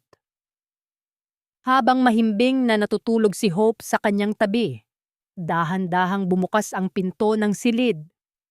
Inakala ni Althea na ang kanyang ina ang papasok, ngunit ang aninong tumambad sa kanya ay nagpahinto sa kanyang hininga. Nakatayo sa pintuan si Marco. Ang kanyang suot na polo ay gusot-gusot, ang kanyang buhok ay tila hindi nasuklay ng ilang araw, at ang kanyang mukha ay puno ng gasgas at pasa, bakas ng gulo sa lungsod. Ang kanyang mga mata ay namumugto, tila isang taong galing sa kailaliman ng impyerno na pilit umaakyat patungo sa langit. Walang salita ang namagitan sa kanila. Tanging ang mahinang tunog ng aircon at ang regular na paghinga ng sanggol ang maririnig. Ang dating matatag na haligi ng buhay ni Althea ay nakatayo sa kanyang harap, mukhang miserable, hapo, at tila isang basang sisiw na humihingi ng masisilungan. Humakbang si Marco papasok. Ang kanyang mga kamay ay nanginginig habang nakatingin sa sanggol. Ang bawat yapak niya sa puting sahig ay tila isang paglapastangan sa kapayapaang pilit na binuo ni Althea sa loob ng silid na iyon. Althea. Ang tawag niya ay isang mahinang hikbi, puno ng pagsisisi na tila huli na para pakinggan. Siya ba? Siya ba ang anak natin? Tumingala si Althea. Ang kanyang mga mata ay walang bakas ng dating lambing, tanging isang malamig na distansya. Ang pagdating ni Marco ay hindi nagdala ng ligaya, kundi isang mabigat na tanong na muling yayanig sa kanyang bagong mundong kakatatag pa lamang. Ang distansya sa pagitan ng dalawang tao ay hindi sinusukat sa kilometro, kundi sa dami ng mga salitang hindi sinabi noong kailangang-kailangan ang mga ito. Ang boses na dati ay nagpapatibok ng aking puso, ngayon ay tila isang ingay na lamang na pilit kong binubura sa aking alaala. Nanatiling nakatitig si Althea sa kawalan, ang kanyang mga bisig ay mahigpit na tingin na konting naninani na nakayakap kay Hope. Ang init ng kanyang sanggol, ang tanging proteksyon niya laban sa malamig na presensya ni Marco na ngayon ay dahan-dahang lumalapit sa kanyang kama. Ang amoy ng lungsod, ng usok, ng pawis, at ng kabiguan ay tila sumasama sa hangin ng silid. Binabahiran ang amoy ng bagong silang na sanggol. Althea, pasensya na kung ngayon lang ako. Muling pagsasalita ni Marco, ang kanyang tinig ay tila isang tuyong dahon na nadudurog. Kinuha ako ng mga tauhan ng pinagkakautangan ni Belen. Ibinenta niya ako, Althea. Lahat ng pera ko, lahat ng accounts natin, kinuha niya at tumakas siya. Huminga ng malalim si Althea. Ang kanyang puso ay hindi na kumakaba. Walang matinding galit, walang matinding poot. Tanging isang malalim at malamig na pagkapagod. Tiningnan niya ang mga pasa sa mukha ni Marco, ang mga gasgas sa kanyang braso. Noong nakaraang buwan, baka naiyak pa siya sa awa. Ngunit ngayon, tinitingnan niya ang kanyang asawa gaya ng pagtingin sa isang estrangherong nagkamali ng pinasok na silid. At bakit ka nandito, Marco? Ang boses ni Althea ay parang isang talim ng yelo, patag, matatag, at walang emosyon. Nalaman ko ang nangyari sa iyo, na nandito ka sa ospital. Althea, siya ba ang anak natin? Pwede ko ba siyang hawakan? Isang hakbang pa ang ginawa ni Marco. Ang kanyang kamay ay nanginginig na nakaabot sa sanggol. Huwag. Ang isang salitang iyon ay tila isang pader na biglang itinayo ni Althea sa pagitan nila. Huwag mo siyang hahawakan ng may mga kamay na hinayaan ng kapatid mo na itulak ako sa semento. Huwag mo siyang hahawakan ng may mga kamay na hindi man lang nagawang kumatok sa pintuan ng kwarto ko nung pinapalayas ako ni Belen. Nagkamali ako, Althea. Alam ko. Napaluhod si Marco sa gilid ng kama. Ang tunog ng kanyang mga tuhod na tumama sa matigas na sahig ay narinig sa buong silid. Nabulag ako ni Belen. Akala ko ay para sa atin ang lahat. Pero ngayon, wala na akong matuluyan. Kinuha na ng bangko ang bahay. Wala na akong trabaho. Ikaw lang ang meron ako, Althea. Kayo lang ng anak ko. Isang mapait na ngiti ang sumilay sa mga labi ni Althea. Ito na ang huling hininga ng isang gaslighting master. Ang humingi ng tulong gamit ang pamilya matapos nitong sunugin ang sariling tahanan. Tumingin si Althea sa kanyang anak na mahimbing na natutulog. Sa sandaling iyon, napagtanto niya na ang bigat na nararamdaman niya sa kanyang dibdib ay hindi na ang bigat ng obligasyon sa kanyang asawa. Ito ay ang gaan ng kalayaan. Ang pagmamahal na akala niya ay habambuhay ay isang malaking kasinungalingan na kailangan na niyang ibaon sa limot. Marco, hindi ako ang nag-iwan sa'yo, wika ni Althea. Ang kanyang mga mata ay diretso at matapang na nakatingin sa asawa. Ikaw ang pumatay sa atin. Pinatay mo ang tiwala ko noong huling gabi sa bahay na iyon. At ang lalaking mahal ko? Matagal na siyang pumanaw kasama ng wedding photo nating nabasag sa sahig. Althea, please, bigyan mo ako ng isa pang pagkakataon. Para sa bata. Pagmamakaawa ni Marco, ang kanyang mga luha ay pumatak sa puting kumot ni Althea. Ang anak ko ay hindi magkakaroon ng ama na tinitingnan ang kanyang ina bilang isang ATM machine o isang taong walang halaga. Dagdag ni Althea. Umalis ka na rito, Marco. Hindi mo kami pamilya. Isang paalala ka na lamang ng isang pagkakamaling hindi ko na uulitin kailanman. Sa gitna ng tensyon, pumasok ang dalawang gwardiya ng ospital na tinawag ni Aling Linda mula sa labas. Marahas na inalalayan nila si Marco patayo.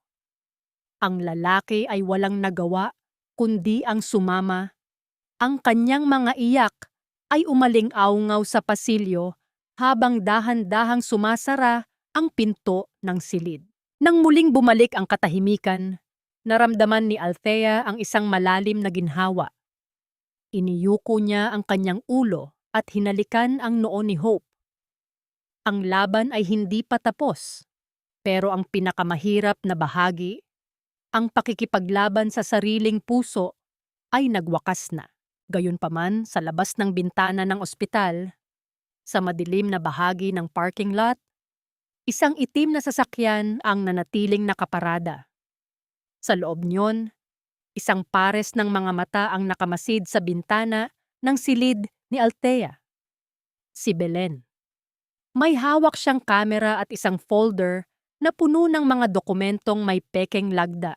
Isang nakakakilabot na ngiti ang gumuhit sa mga labi ni Belen habang tinitingnan ang mga larawan ni Althea sa loob ng ospital. Ang kanyang huling baraha ay hindi pa nailalapag at ang kanyang planong bawiin ang sanggol para sa insurance money ay nagsisimula pa lamang mabuo sa kanyang madilim na isipan.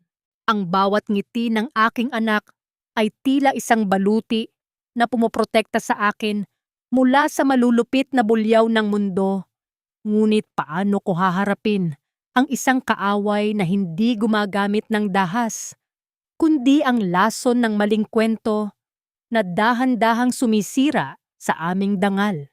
Ang pagbabalik ni Althea sa Laguna, kasama si Hope, ay dapat sana ay simula ng katahimikan. Ang amoy ng sariwang hangin at ang dahan-dahang pagduyan ng kanyang ina sa sanggol ay tila mga awit ng paghilom. Ngunit sa ilalim ng payapang mukha ng nayon, may isang lason na nagsisimulang kumalat. Isang umaga, habang naglalakad si Aling Linda patungo sa palengke, napansin niya ang kakaibang tingin ng mga kapitbahay. Ang mga bulong-bulungan ay hindi na tulad ng dati na puno ng awa. Ngayon, ito ay may halong pagdududa at panghuhusga. "Althea, anak, may ipapakita ako sa iyo," wika ni Aling Linda pagka-uwi. Ang kanyang kamay ay nanginginig habang iniabot ang kanyang lumang cellphone. Binuksan ni Althea ang screen. Doon sa isang sikat na social media group ng kanilang lungsod, ay nakita niya ang isang post na may libu-libong shares at comments. Isang mahabang salaysay na isinulat ni Belen. May mga kalakip itong larawan ni Althea sa ospital, mga larawang kuha ng patago, at ang ultrasound ni Hope. Ang hirap talagang magmalasakit sa taong walang utang na loob. Simulang sulat ni Belen. "Pinalayas namin siya dahil nahuli namin siyang nagnanakaw sa negosyo ng pamilya at may ibang lalaki. Ngayon, ginagamit niya ang bata para sipsipin ang huling sentimo ng kuya ko. Hindi namin alam kung kaninong anak iyan, pero ang kapal ng mukha niyang magpanggap na biktima." Naramdaman ni Althea ang pag-akyat ng dugo sa kanyang ulo. Ang bawat salita ay tila isang maruming kamay na humahawak sa kanyang anak. Ang mga comments ay mas malala pa. "Grabe, mukhang anghel pa naman ang muka.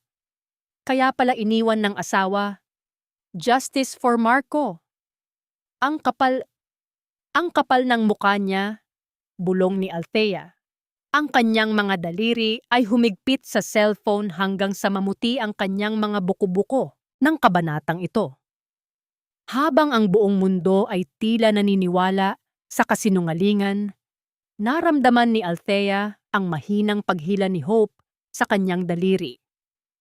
Ang malambot at inosenteng haplos ng kanyang anak ay tila isang paalala na hindi siya pwedeng magpadala sa galit. Ang katarungan ay hindi nakukuha sa pakikipag-away sa putikan, kundi sa pagpapanatiling malinis ng sariling kamay. "Nay, huwag kayong makinig sa kanila," wika ni Althea, pinipigilan ang pagtulo ng kanyang mga luha. Alam ng Diyos ang totoo, at alam nating lahat na ang accountant na si Althea ay hindi kailanman nagnakaw, kundi siya ang ninakawan. Agad na tumawag si Althea kay Attorney Ramos. "Attorney, kailangan nating mag-file ng cyber libel. Hindi ko nahahayaang pati ang anak ko ay madamay sa dumi ng pagkatao ni Belen." Ngunit sa kabila ng kanyang determinasyon, ang epekto ng post ni Belen ay mabilis. Isang gabi, may mga hindi kilalang tao ang naghagis ng mga basura sa tapat ng gate ni Mang Nestor. May mga nakasulat pang magnanakaw at makasalanan sa kanilang pader gamit ang uling. Ang kapayapaan ng Laguna ay tuluyan ng nabulabog. Sa gitna ng kaguluhang ito, nakatanggap si Althea ng isang tawag mula sa isang hindi kilalang numero. "Nagustuhan mo ba ang munting regalo ko, Althea?"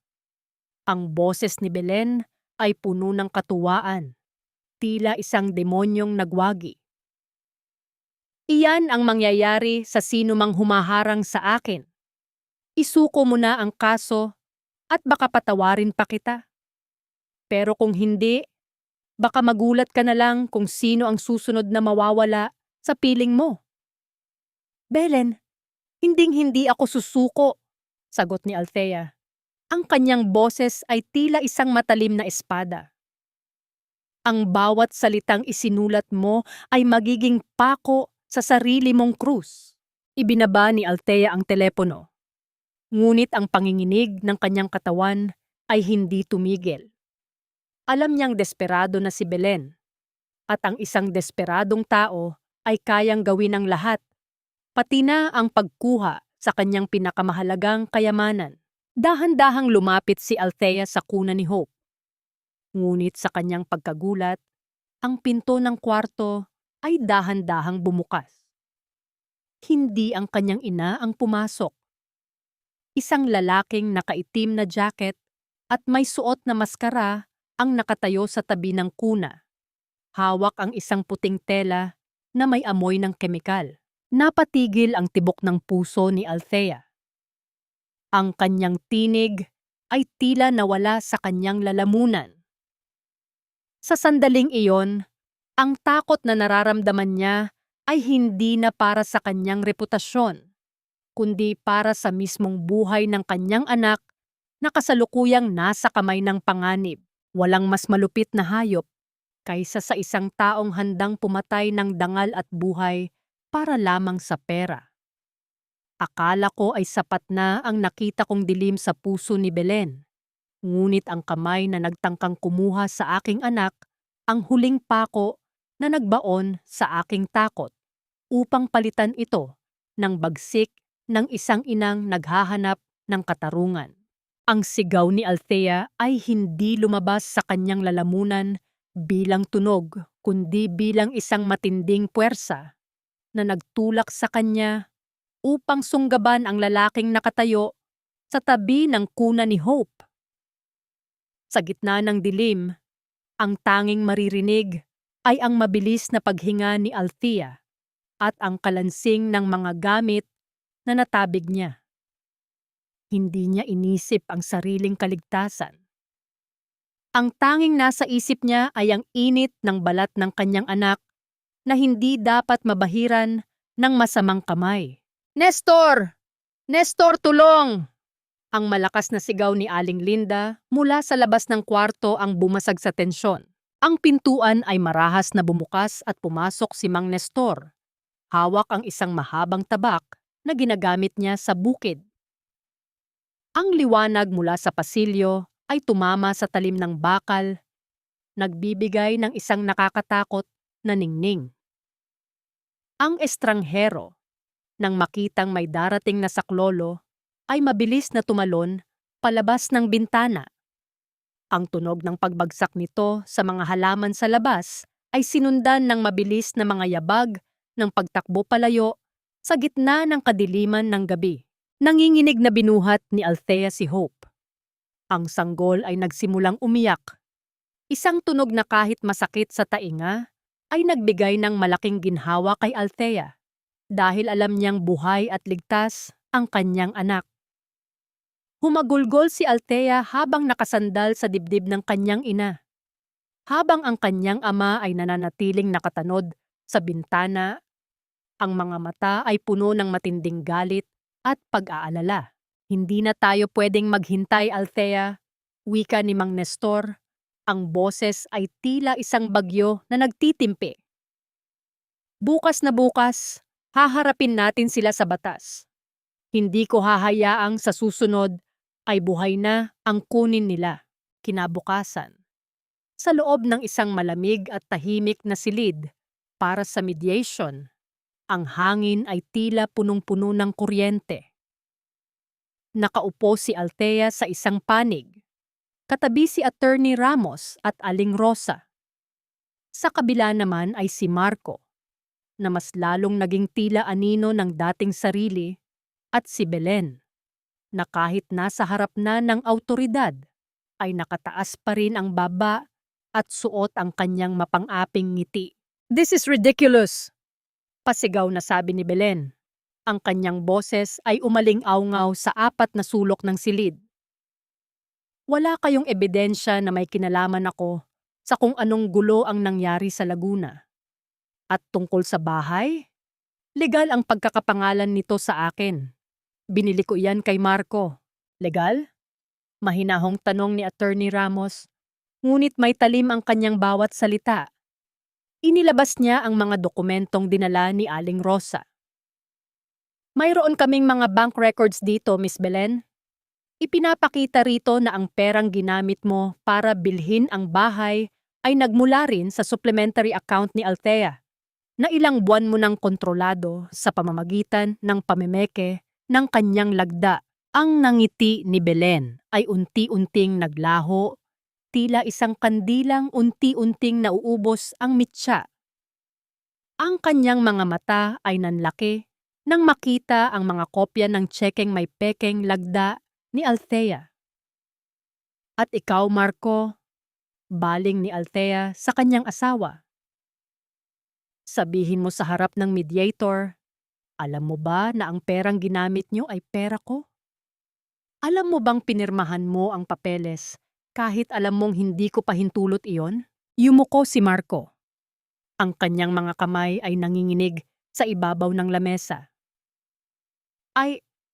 I just wanted peace, Althea. Sabi ni Belen, para sa atin din naman iyon. Hindi ko alam na aabot sa ganito. Hindi ko alam na papasukan niyo ang bahay sa Laguna. So inaamin mo?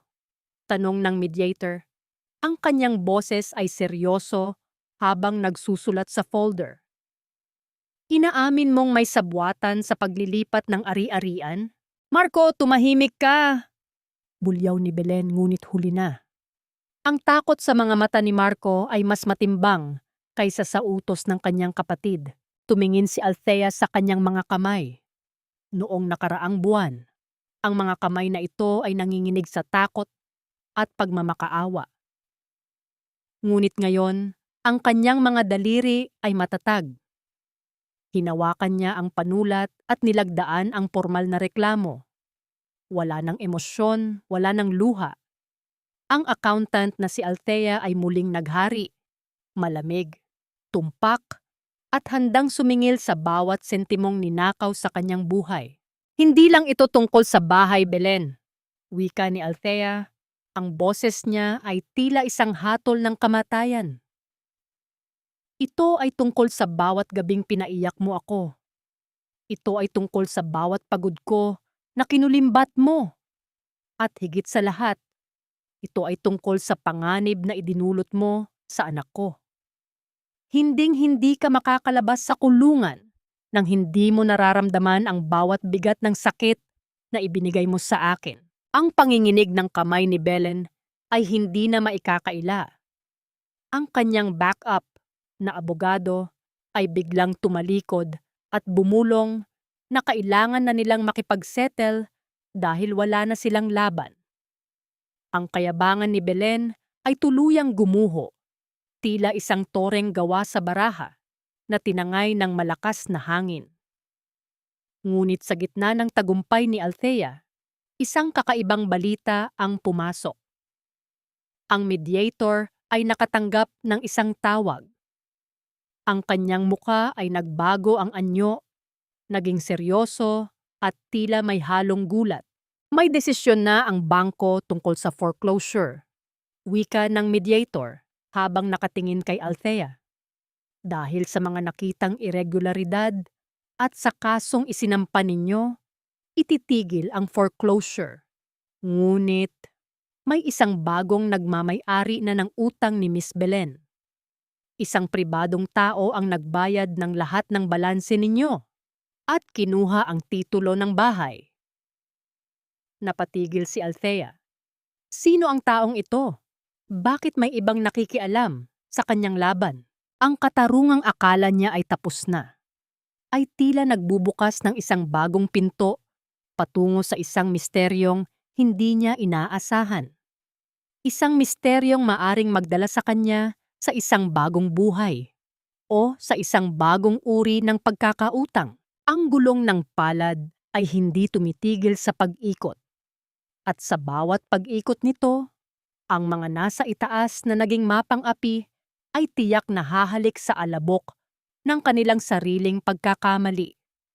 Akala ni Belen ay hawak niya ang buong mundo, ngunit hindi niya alam na ang mundong itinayo niya sa kasinungalingan ay gawa lamang sa buhangin na madaling anurin ng ulan ng katarungan. Ang hapon sa lungsod ay maalinsangan, ngunit sa harap ng bahay na dati ay pinagsumikapan ni Althea, ang hangin ay tila naging mapanglaw. Isang malaking truck ang nakaparada sa tapat ng gate at ang mga kalalakihan ay sunod-sunod na inilalabas ang mga gamit mula sa loob. Ang tunog ng mga kahon na inilalapag sa matigas na semento ay tila isang regular na ritmo ng pagbagsak. Mga gamit na dati ay bahagi ng isang tahanan. Ngayon ay tila mga basura na lamang sa gilid ng kalsada. Hindi niyo pwedeng gawin ito! Akin ang bahay na ito! May papeles ako! Ang matinis na sigaw ni Belen ay umalingaw-ngaw sa buong subdivision. Nakatayo si Belen sa gitna ng kalsada. Gusot-gusot ang kanyang mamahaling damit at hulas na ang kanyang make-up. Ang kanyang mga mata ay nanlilisik sa galit habang sinusubukan niyang pigilan ang mga sheriff na nagpapatupad ng writ of possession. Sa tabi niya si Marco ay nakaupo sa isang silyang kahoy na inilabas na rin sa kalsada. Ang kanyang mga kamay ay nakatakip sa kanyang muka habang ang kanyang mga balikat ay nanginginig sa tahimik na paghagulgol. Mula sa isang puting sasakyan na nakaparada sa kabilang panig ng kalsada, dahan-dahang bumaba si Althea. Suot niya ang isang simpleng asul na dress. Ang kanyang buhok ay maayos na nakatali at sa kanyang mga bisig ay mahimbing na natutulog si Hope. Kasama niya si Attorney Ramos na may hawak na mga pinal na dokumento mula sa korte. Habang pinagmamasdan ni Althea ang kaguluhan sa harap ng kanyang dating bahay, hindi siya naramdaman ng saya o halakhak. Sa halip, ang naramdaman niya ay isang malalim na katahimikan. Napagtanto niya na ang bahay na ito, na dati ay itinuring niyang lahat-lahat, ay mga pader at bubong lamang. Ang tunay na tahanan ay ang kapayapaang nararamdaman niya ngayon habang hawak ang kanyang anak. Tumingin siya sa bintana ng dating silid nila ni Marco. At sa huling pagkakataon, hinayaan niyang liparin ng hangin ang lahat ng sakit na naranasan niya sa loob niyon. Althea, nang makita ni Belen ang kanyang hipag, tila ito naging isang sugatang hayop na naging mas agresibo. Sumugod siya patungo kay Althea, ngunit agad siyang hinarang ng mga pulis na kasama ng sheriff. Ikaw ang may gawa nito. Ikaw ang nagbayad sa mga ito para palayasin kami. Traidor ka! Belen, sapat na. Mahinahong wika ni Althea. Ang boses niya ay may awtoridad na hindi matitibag ng anumang sigaw. Hindi ako ang nagpalayas sa inyo. Ang sarili mong kasakiman ang gumawa niyan. Ang perang dapat ay pambayad sa bangko, ginamit mo sa sugal. Ang bahay na ito ay kinuha na ng bagong nagmamay-ari dahil sa mga utang mo na hindi mo na kayang bayaran. Sino? Sinong nagbayad? Sabihin mo sa akin, bulyaw ni Belen, habang ang kanyang mga luha ng galit ay humahalo sa alikabok sa kanyang pisngi. Lumingon si Althea kay Attorney Ramos, na dahan-dahang iniabot ang isang sobreng kulay kape kay Belen. Ang bagong nagmamay-ari ay isang trust fund na nakapangalan kay Hope Althea Salcedo. Ang perang ginamit ay ang na-recover na pondo mula sa iyong mga illegal na withdrawals na na-freeze ng korte sa tamang oras at ang karagdagang tulong mula sa insurance claim ng yumao mong ama na matagal mo ring itinago kay Marco. Nanigas si Belen. Ang kanyang huling baraha, ang pera ng kanilang ama, ay nalaman na rin ni Althea. Tumingin si Marco sa kanyang kapatid. Ang kanyang mga mata ay puno ng matinding pagkabigo at galit. Belen, pati ang pera ni Papa. Bulong ni Marco, ang kanyang boses ay tila isang huling hiling ng isang taong nawalan ng lahat. Ibinigay ko sa iyo ang lahat. Pinili kita kaysa sa asawa ko. Pero niloko mo rin pala ako. Marco, huwag mo akong dramahan ngayon, singhal ni Belen. Ngunit ang kanyang tinig ay wala na ring lakas. Isa-isang isinakay ng mga tauhan ang mga huling gamit ni Belen sa isang maliit na truck na nirentahan nila para sa kanilang pansamantalang matutuluyan. Isang maliit na apartment sa isang liblib na lugar. Ang kayabangan ni Belen ay tuluyan ng naging abo.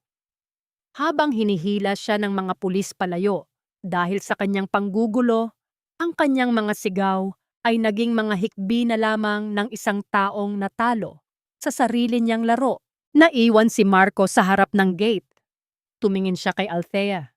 Naghahanap ng kahit katiting na awa. Althea, nasaan na kami pupunta? Wala na kaming matutuluyan ni Belen. Hindi ko na problema yon, Marco.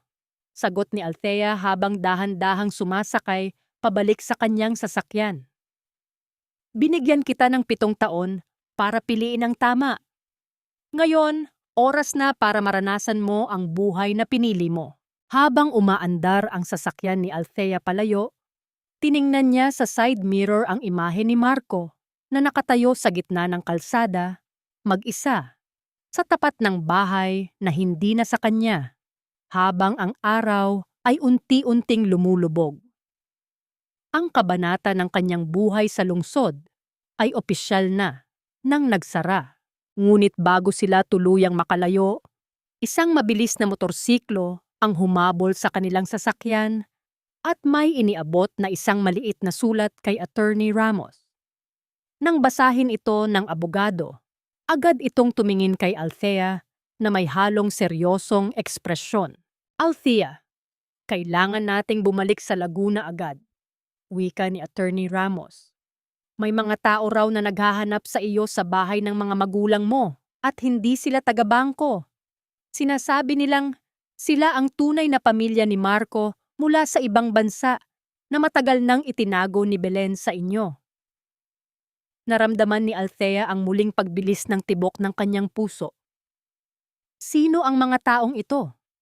At anong bagong katotohanan ang itinatago ni Belen na maaaring muling magpabago sa kapalaran nilang lahat? Ang bango ng bagong lutong tinapay sa madaling araw ay hindi lamang amoy ng harina at asukal. Ito ang halimuyak ng isang pusong muling nabuo mula sa mga piraso ng pagkawasak. Akala ko noon ay sa lungsod lamang matatagpuan ang ningning ng tagumpay. Ngunit sa ilalim ng sikat ng araw sa Laguna, natutunan kong ang tunay na yaman ay ang katahimikan ng budhi at ang tawa ng isang anak na malaya sa tanikala ng nakaraan. Ang bakuran ni Mang Nestor ay muling napuno ng mga tao, ngunit sa pagkakataong ito, wala nang uling sa pader o basura sa gate. Ang mga bulaklak ng gumamela ay tila mas matingkad ang pula, at ang hangin ay may dalang pangako ng kapayapaan. Sa harap ng kanilang veranda, isang eleganteng babae na may mapuputing buhok at suot na perlas ang nakaupo, kausap si Althea. Siya si Tita Sonia, ang nakatatandang kapatid ng yumao nilang ama ni Marco, na matagal nang naninirahan sa Canada. Patawarin mo kami, Althea, wika ni Tita Sonia. Ang kanyang boses ay may himig ng tunay na pagsisisi. Sa loob ng maraming taon, sinulatan kami ni Belen at sinabing patay na si Marco o kaya naman ay nag-asawa siya ng isang babaeng gagamitin lang siya. Pinapadalhan namin sila ng pera para sa inyong negosyo. Hindi namin alam na ninanakaw lang pala niya ang lahat at pinahihirapan ka. Hinawakan ni Althea ang kamay ng matanda. Tapos na po iyon, Tita Sonia. Ang mahalaga ay lumabas ang katotohanan. Hindi ko po kailangan ng inyong pera. Ang kailangan ko lang ay malaman ng aking anak na mayroon siyang pamilyang may dangal. Dahil sa katapangan mo, Althea, ibabalik namin ang lahat ng kinuha ni Belen, dagdag ni Sonia. Ang pamilya namin sa ibang bansa ang nag-buyout sa utang ng bahay sa lungsod. Ngunit hindi namin ito ibiboost to ibibigay kay Marco. Ito ay mananatiling nakapangalan kay Hope at ikaw ang magsisilbing katiwala hanggang sa siya ay lumaki. Sa gitna ng kanilang pag-uusap, isang pamilyar ngunit miserableng anino ang lumitaw sa dulo ng kalsada, si Marco.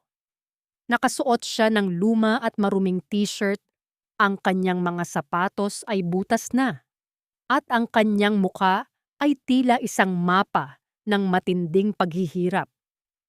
Nagtatrabaho na siya ngayon bilang kargador sa palengke upang mabuhay, habang si Belen ay kasalukuyang nasa loob ng kulungan dahil sa mga kasong isinampa ni Althea. Lumapit si Marco sa gate, ngunit hindi siya pumasok. Nakita niya ang kanyang tita Sonia at si Althea na masayang nagtatawanan habang karga si Hope. Nakita niya ang kanyang ina, si Aling Linda, na lumabas mula sa kusina na may dalang merienda.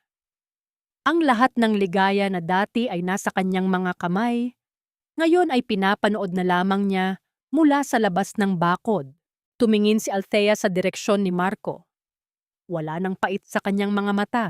Wala na ring galit, tanging isang malalim na pagtanggap na may mga taong sadyang bahagi na lamang ng nakaraan. Dahan-dahang tumayo si Althea at naglakad patungo sa gate. Sa kanyang mga bisig, si Hope ay gising na at nagsisimulang maglikot. Ang maliliit na tawa nito ay tila musika sa paligid. Huminto si Althea sa harap ni Marco. Ang tanging harang sa kanila ay ang bakal na gate ng kanilang tahanan. "Marco," tawag niya. Ang boses ni Althea ay hindi na tila yelo. Ito ay parang mainit na sikat ng araw sa umaga. "Althea, Tita Sonia," bulong ni Marco, hindi makatingin ng diretso. Gusto ko lang makita ang bata, kahit sa malayo lang." "Nakita mo na siya, Marco," tugon ni Althea.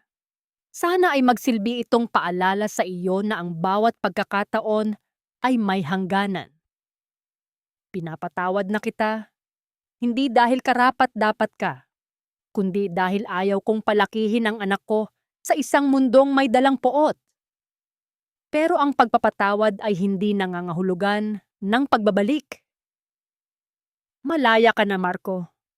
Malaya ka nang harapin ang buhay na itinayo mo para sa iyong sarili." Tumalikod si Althea nang hindi na hinihintay ang sagot ni Marco.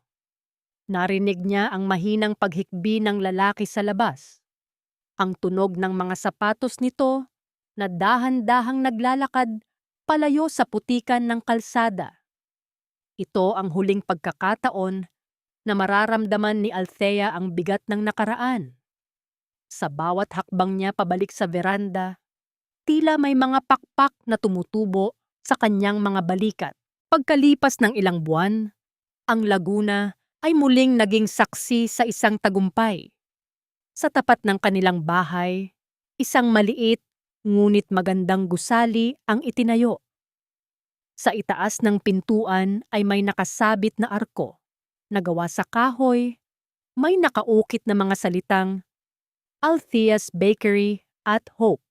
Sa loob, ang amoy ng banilya at pandesal ay humahalimuyak. Si Aling Linda ang nasa kahera, habang si Mang Nestor ay masayang nag-aayos ng mga upuan para sa mga suki. Si Althea, suot ang kanyang puting apron, ay abala sa paggawa ng mga cake. Ang accountant na dati ay nagbibilang ng utang ng ibang tao, ngayon ay nagbibilang na ng kanyang sariling biyaya. Binuhat ni Althea si Hope at lumabas sila sa veranda ng bakery upang panoorin ang paglubog ng araw. Ang langit ay nagkulay kahel at lila, tila isang napakalaking canvas ng pasasalamat. Ang bawat luhang pumatak sa semento ng lungsod ay naging mga buto na ngayon ay namumulaklak na sa Laguna. "Tapos na ang ulan, anak," Bulong ni Althea sa kanyang sanggol habang hinahalikan ang noo nito. Oras na para sumikat ang araw at hinding-hindi na muling magdidilim ang ating mundo. Isang matamis na ngiti ang gumuhit sa mga labi ni Althea habang pinagmamasdan ang payapang nayon. Ang labanan para sa kanyang sarili ay tapos na at ang paglalakbay para sa kanyang anak ay nagsisimula pa lamang. Isang paglalakbay na puno ng pag-asa, katarungan at wagas na pag-ibig. Isang taon na ang mabilis na lumipas mula nang huling marinig ni Althea ang malakas na buhos ng ulan sa lungsod na minsang kumuha ng kanyang hininga at dangal. Ngayon, sa ilalim ng payapang langit ng Laguna, ang bawat umaga ay hindi na nagsisimula sa kaba, kundi sa amoy ng sariwang tinapay at mainit na kape na nagmumula sa kanyang sariling kusina. Ang bawat pahina ng kanyang lumang accounting ledger ay hindi na puno ng mga utang na ninakaw ni Belen, kundi ng mga tala ng tagumpay ng kanyang maliit na negosyo. Mga numerong sumasalamin sa kanyang muling pagkabuhay. Sa loob ng Althea's Bakery at Hope, ang tunog ng masayang pag-uusap ng mga mamimili ay tila isang oyay na nagpapakalma sa kanyang diwa. Nakikita niya si Mang Nestor na abala sa pag-aayos ng mga sako ng harina, habang si Aling Linda ay masayang nakikipagpalitan ng kwento sa mga kapitbahay. At sa gitna ng lahat ng ito, si Hope ay nagsisimula na ring humakbang. Ang maliliit na tawa nito ay tila mga kampanang nagpapahayag na ang katarungan ay hindi lamang nakukuha sa korte, kundi sa bawat sandaling pinipili mong maging masaya. Natanaw ni Althea mula sa bintana ang isang pamilyar na anino sa malayo. Isang lalaking may dalang mabigat na sako. Nagtatrabaho sa ilalim ng matirik na araw. Si Marco. Minsan pa ring sumasagi sa isip ni Althea ang 7 taon na ibinigay niya rito. Ang tanong na, napatawad na ba niya ito? Ay hindi na mahirap sagutin. Napatawad na niya si Marco, hindi dahil sa karapat-dapat ito, kundi dahil ayaw na niyang bitbitin ang bigat ng galit sa kanyang paglalakbay. Ang pagpapatawad ay hindi ang pagpapatuloy ng nasirang relasyon, kundi ang pagputol sa kadena na nag-uugnay sa kanya, sa kanyang nakaraan. Malaya na siya, at sa kanyang kalayaan, nahanap niya ang tunay na kapayapaan na hindi kayang ibigay ng anumang bahay na bato. Ang huling balita niya kay Belen ay nananatili pa rin ito sa loob ng rehas. Binabayaran ang bawat sentimong ninakaw at bawat buhay na tinangka nitong sirain.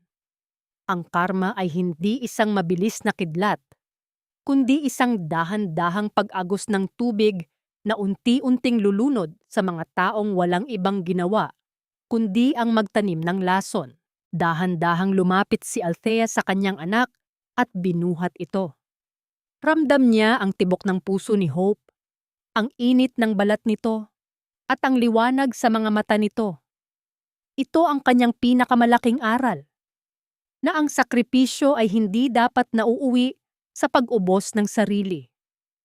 Ang tunay na pag-ibig ay hindi martir, kundi isang katuwang na marunong rumespeto at magpahalaga.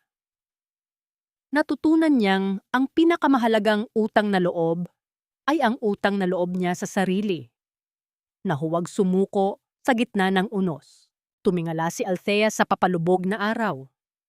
Ang langit ay nagkukulay ginto, tila isang pangako na bukas ay may panibagong simula na mas maliwanag pa. Wala nang takot, wala nang pait. Sa bawat hininga niya, nararamdaman niya ang yakap ng kanyang tunay na pamilya at ang basbas ng isang bagong umaga. Ang mga luha sa silangan ay tuluyan na ngang natuyo, at ang natitira na lamang ay ang tamis ng tagumpay at ang wagas na pag-asa para sa hinaharap.